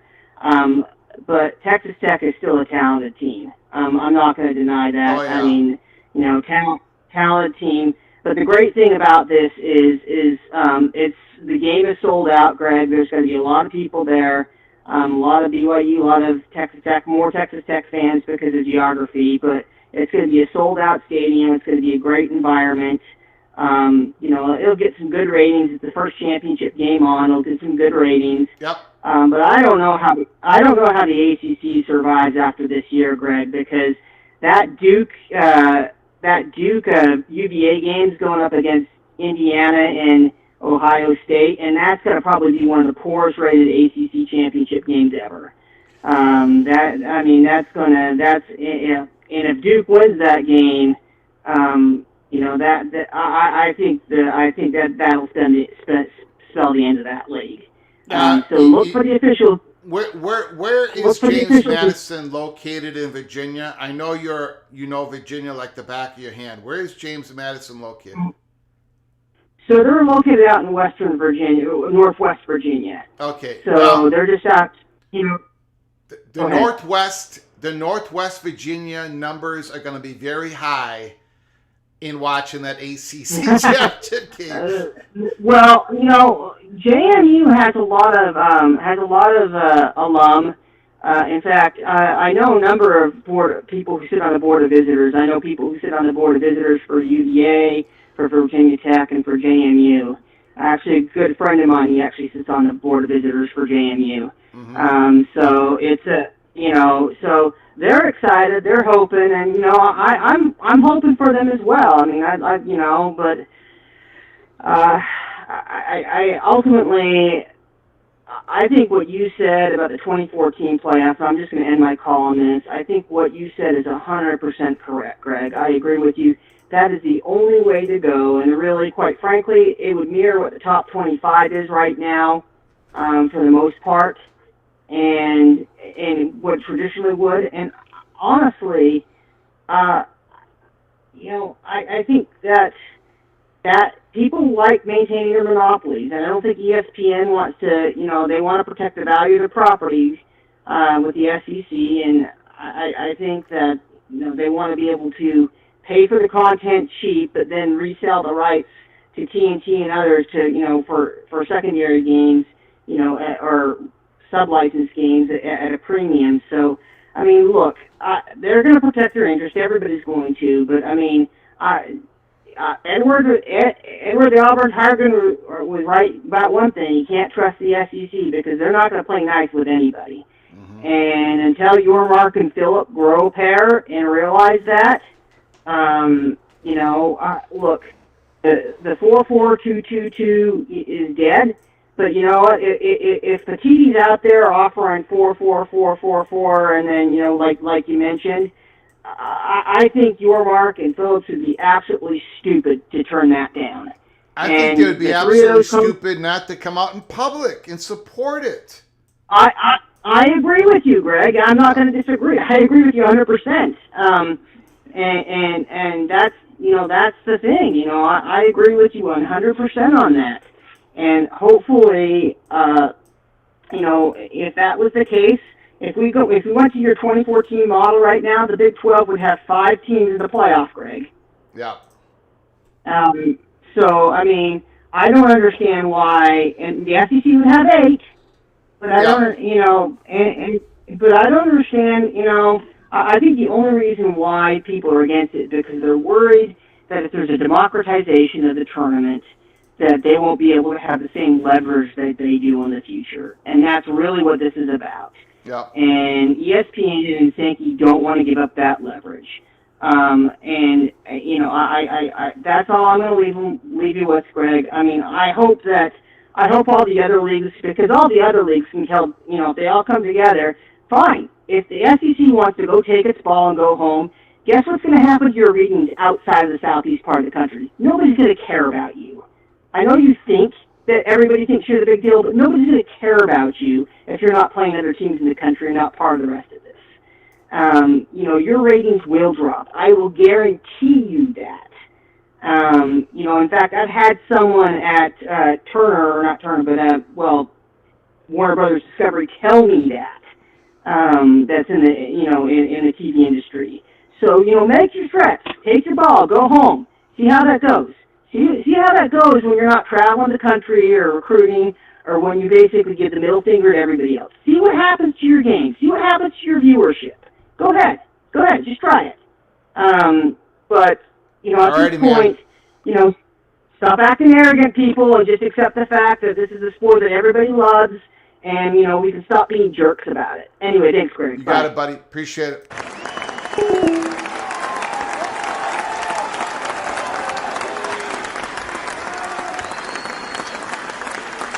I think, great call by Ryan Thomas. I think, first of all, I think Steve McNeely is correct. The Texas Tech Red Raiders,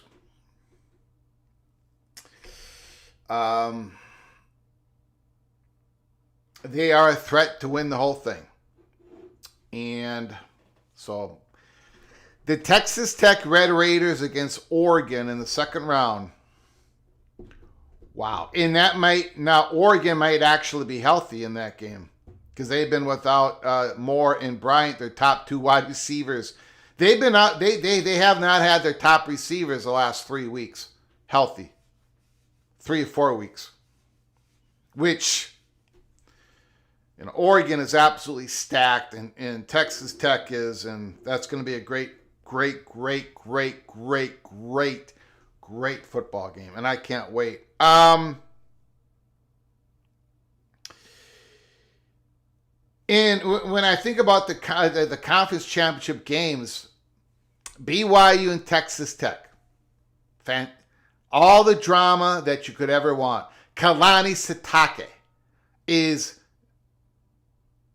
going to be the head coach of BYU for years to come. You've got that whole drama going on, and Kalani makes his decision, and BYU bellied up maybe not belly up at the bar, but they bellied up, and they got the deal done, and BYU got it done.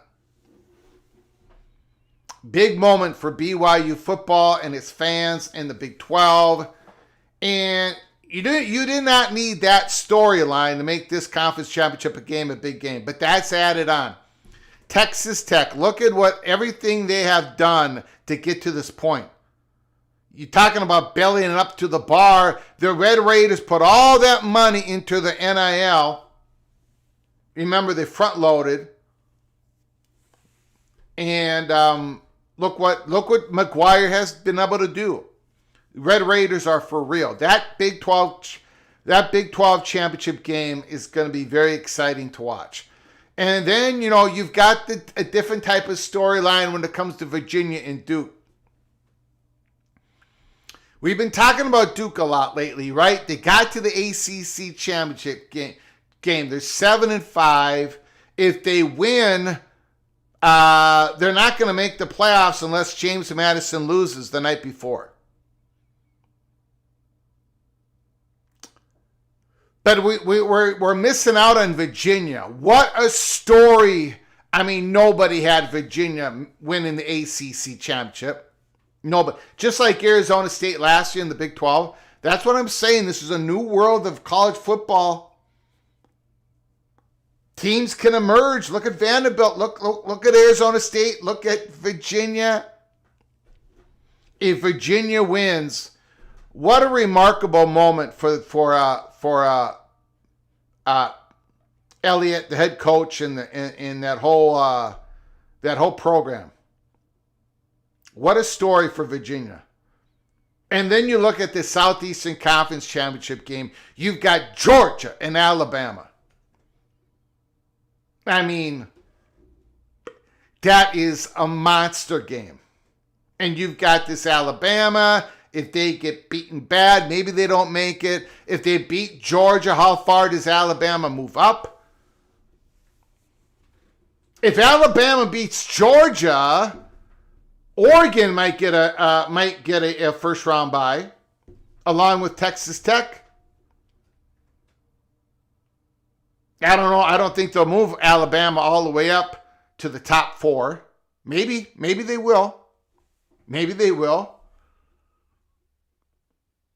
And then you've got the Big Ten championship game, which is going to be historic. The number 1 and the number 2 team, both 12-0. Indiana Hoosiers could win the Big Ten championship. Indiana Hoosiers could be the Big Ten champions. Virginia Cavaliers could be the ACC champion. Vanderbilt went 10-2. You're telling me that college football has not completely changed? It has. And the college football playoffs have to change with it, in my opinion.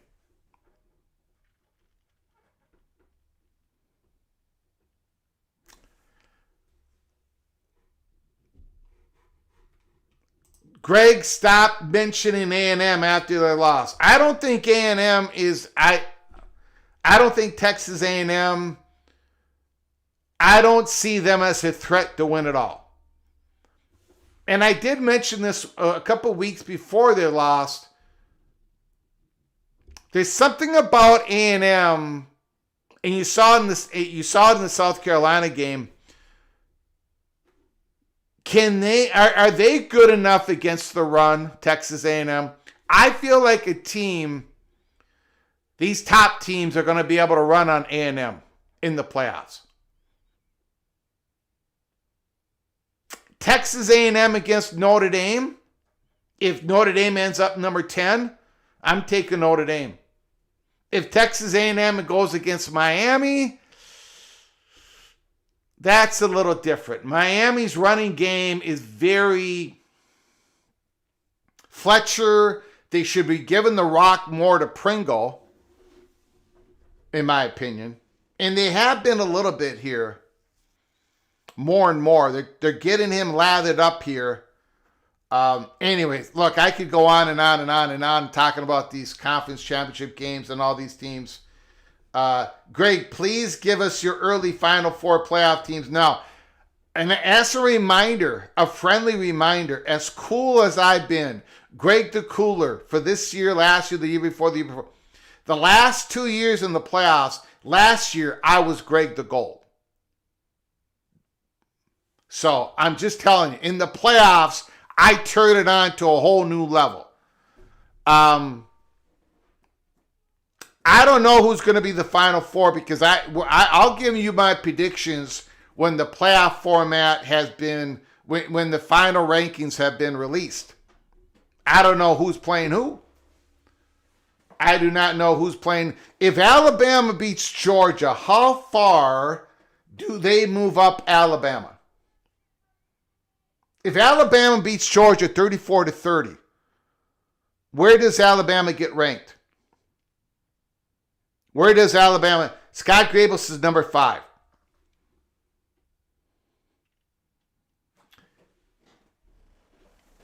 So that would mean Alabama and Oregon. Wow. I tell you, there's going to be a lot of great games. Now, is Jam Miller, is he injured? I know he got nicked up in that Auburn game.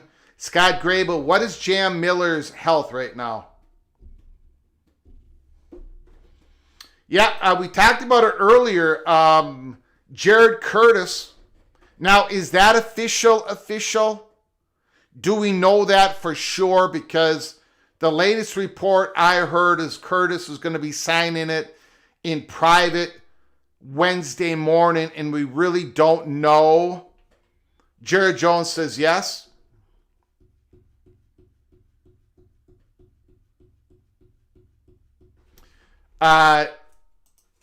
He's out. Okay.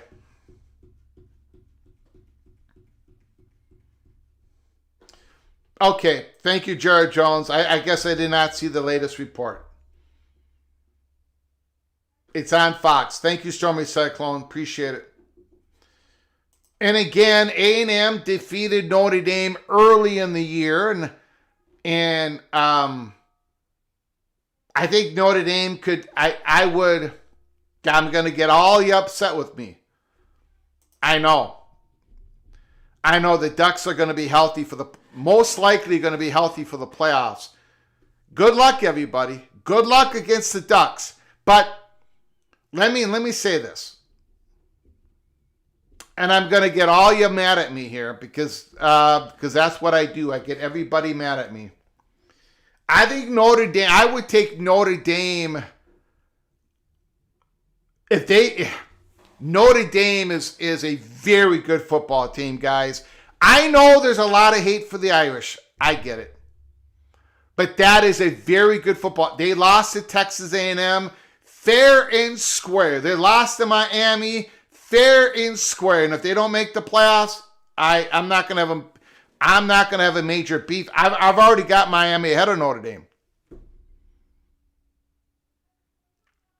But this Notre Dame team is very good, and the playoffs should be bigger. And I think that might be the greatest example. This Notre Dame team is loaded, and they're playing great. And I think if they play Texas A&M tomorrow, I think they would beat them. But that should not be part of the decision making. It's about who has deserved it. And of course, Texas A&M deserves it over Notre Dame. Of course they do. Of course they do. So don't get it twisted. I'm just saying, and I'm not. You should not select the playoffs based on who do you think teams, how they would do in the playoffs. Nuh-uh. Can't do that. It can't be imaginary games. It's got to be what has happened. Texas A&M deserves their spot way ahead of Notre Dame. No question about it. Don't get it twisted. I'm just saying this Notre Dame team, and again,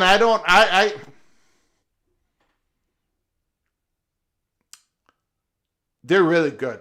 And so if they do squeak in, and I'm having more difficult time figuring how they can do it. If Notre Dame do squeak in, they're going to give. We could have that Texas A&M Notre Dame rematch, 7 versus 10. I think Texas A&M would rather play Miami. And I'm not saying that's a shot against Miami, but Notre Dame's running game against A&M with their quarterback, with Notre Dame's quarterback, their new quarterback who's gone through the whole season. He's a better quarterback now than he was at the beginning of the season. I think A&M would be in trouble. Just my opinion.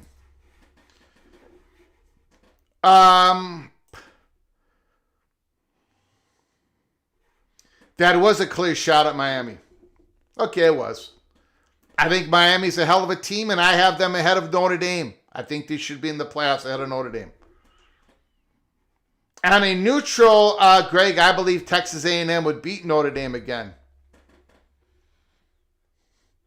Notre Dame has played no teams in the last 9 weeks with top 60 defense. True. I happen to think that Notre Dame's defense is very good and their running game is outstanding. And I think Jeremiah Love, again, he was nicked up last year in the playoffs. We forget that. If he was in the playoffs this year, Notre Dame would be a tough out.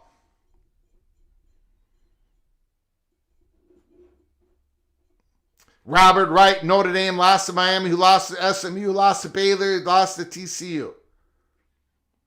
Patrick, who has BYU beaten? Notre Dame has the de facto best run game in all of college football. USC has a great, right? There's a lot of really good. You've got Dickey from Texas Tech, I think, who might have a monster playoff.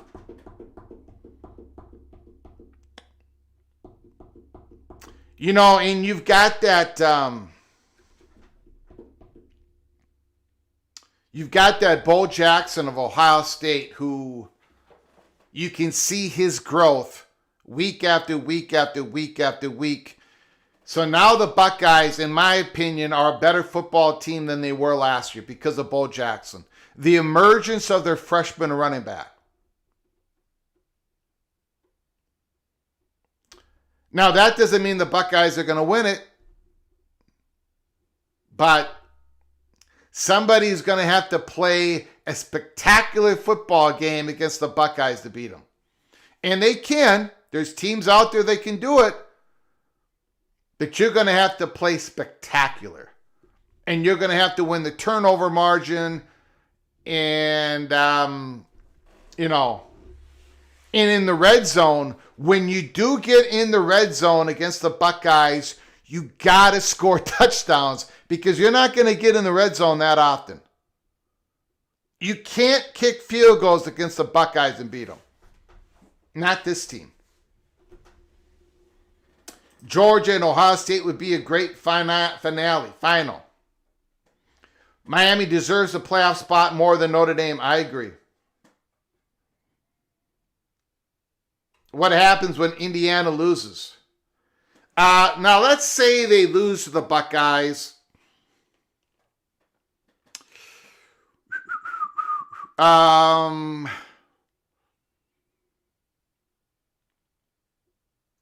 let's make it easy. Let's say Georgia wins and Texas Tech wins. Depending on how, if Indiana gets absolutely blown out, they might drop to 4. But if it's a competitive game, I think they don't drop them any more than 3. Because I just think that's probably going to be the case. So, let's say if Indiana loses to Ohio State, they're number 3. And then they would play 6 versus 11 in the second round. No. 6 versus 11. So probably Ole Miss. Indiana versus Ole Miss.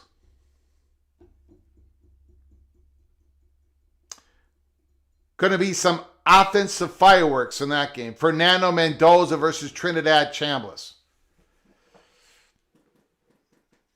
Man, I can't wait. I cannot wait for these playoffs. Let's get to them. If Georgia wins and Indiana loses, they would drop to 4. Would Indiana drop in back of Texas Tech? Indiana's only loss would be to the number 1 team in the land, and Texas Tech lost to Arizona State. Indiana defeated Oregon, who's probably going to end up at number 5 on the road. I don't think they're going to drop Indiana at 4. But Look, if they get blown out, sure. Charlie Weiss Jr., who's going to be the offensive coordinator for the playoff game, who went to LSU, but he's coming back for Ole Miss. Man, I cannot wait. Man, I cannot wait for it. Okay, guys, I want to thank everybody for joining us. This show has been a blast. We've got Playoff Chaos, John Till, MBM, Eva Badger, Christopher Hooter, Daniel Gorby, OPD Don. I really did not get to this OPD Don last super chat. Thank you for the $10 holla. Thank you. Maybe it could be a video like the one you did by yourself. If I remember, your solo video is like 32 minutes long. Long live Mama Flukes. Thank you, Opie. I will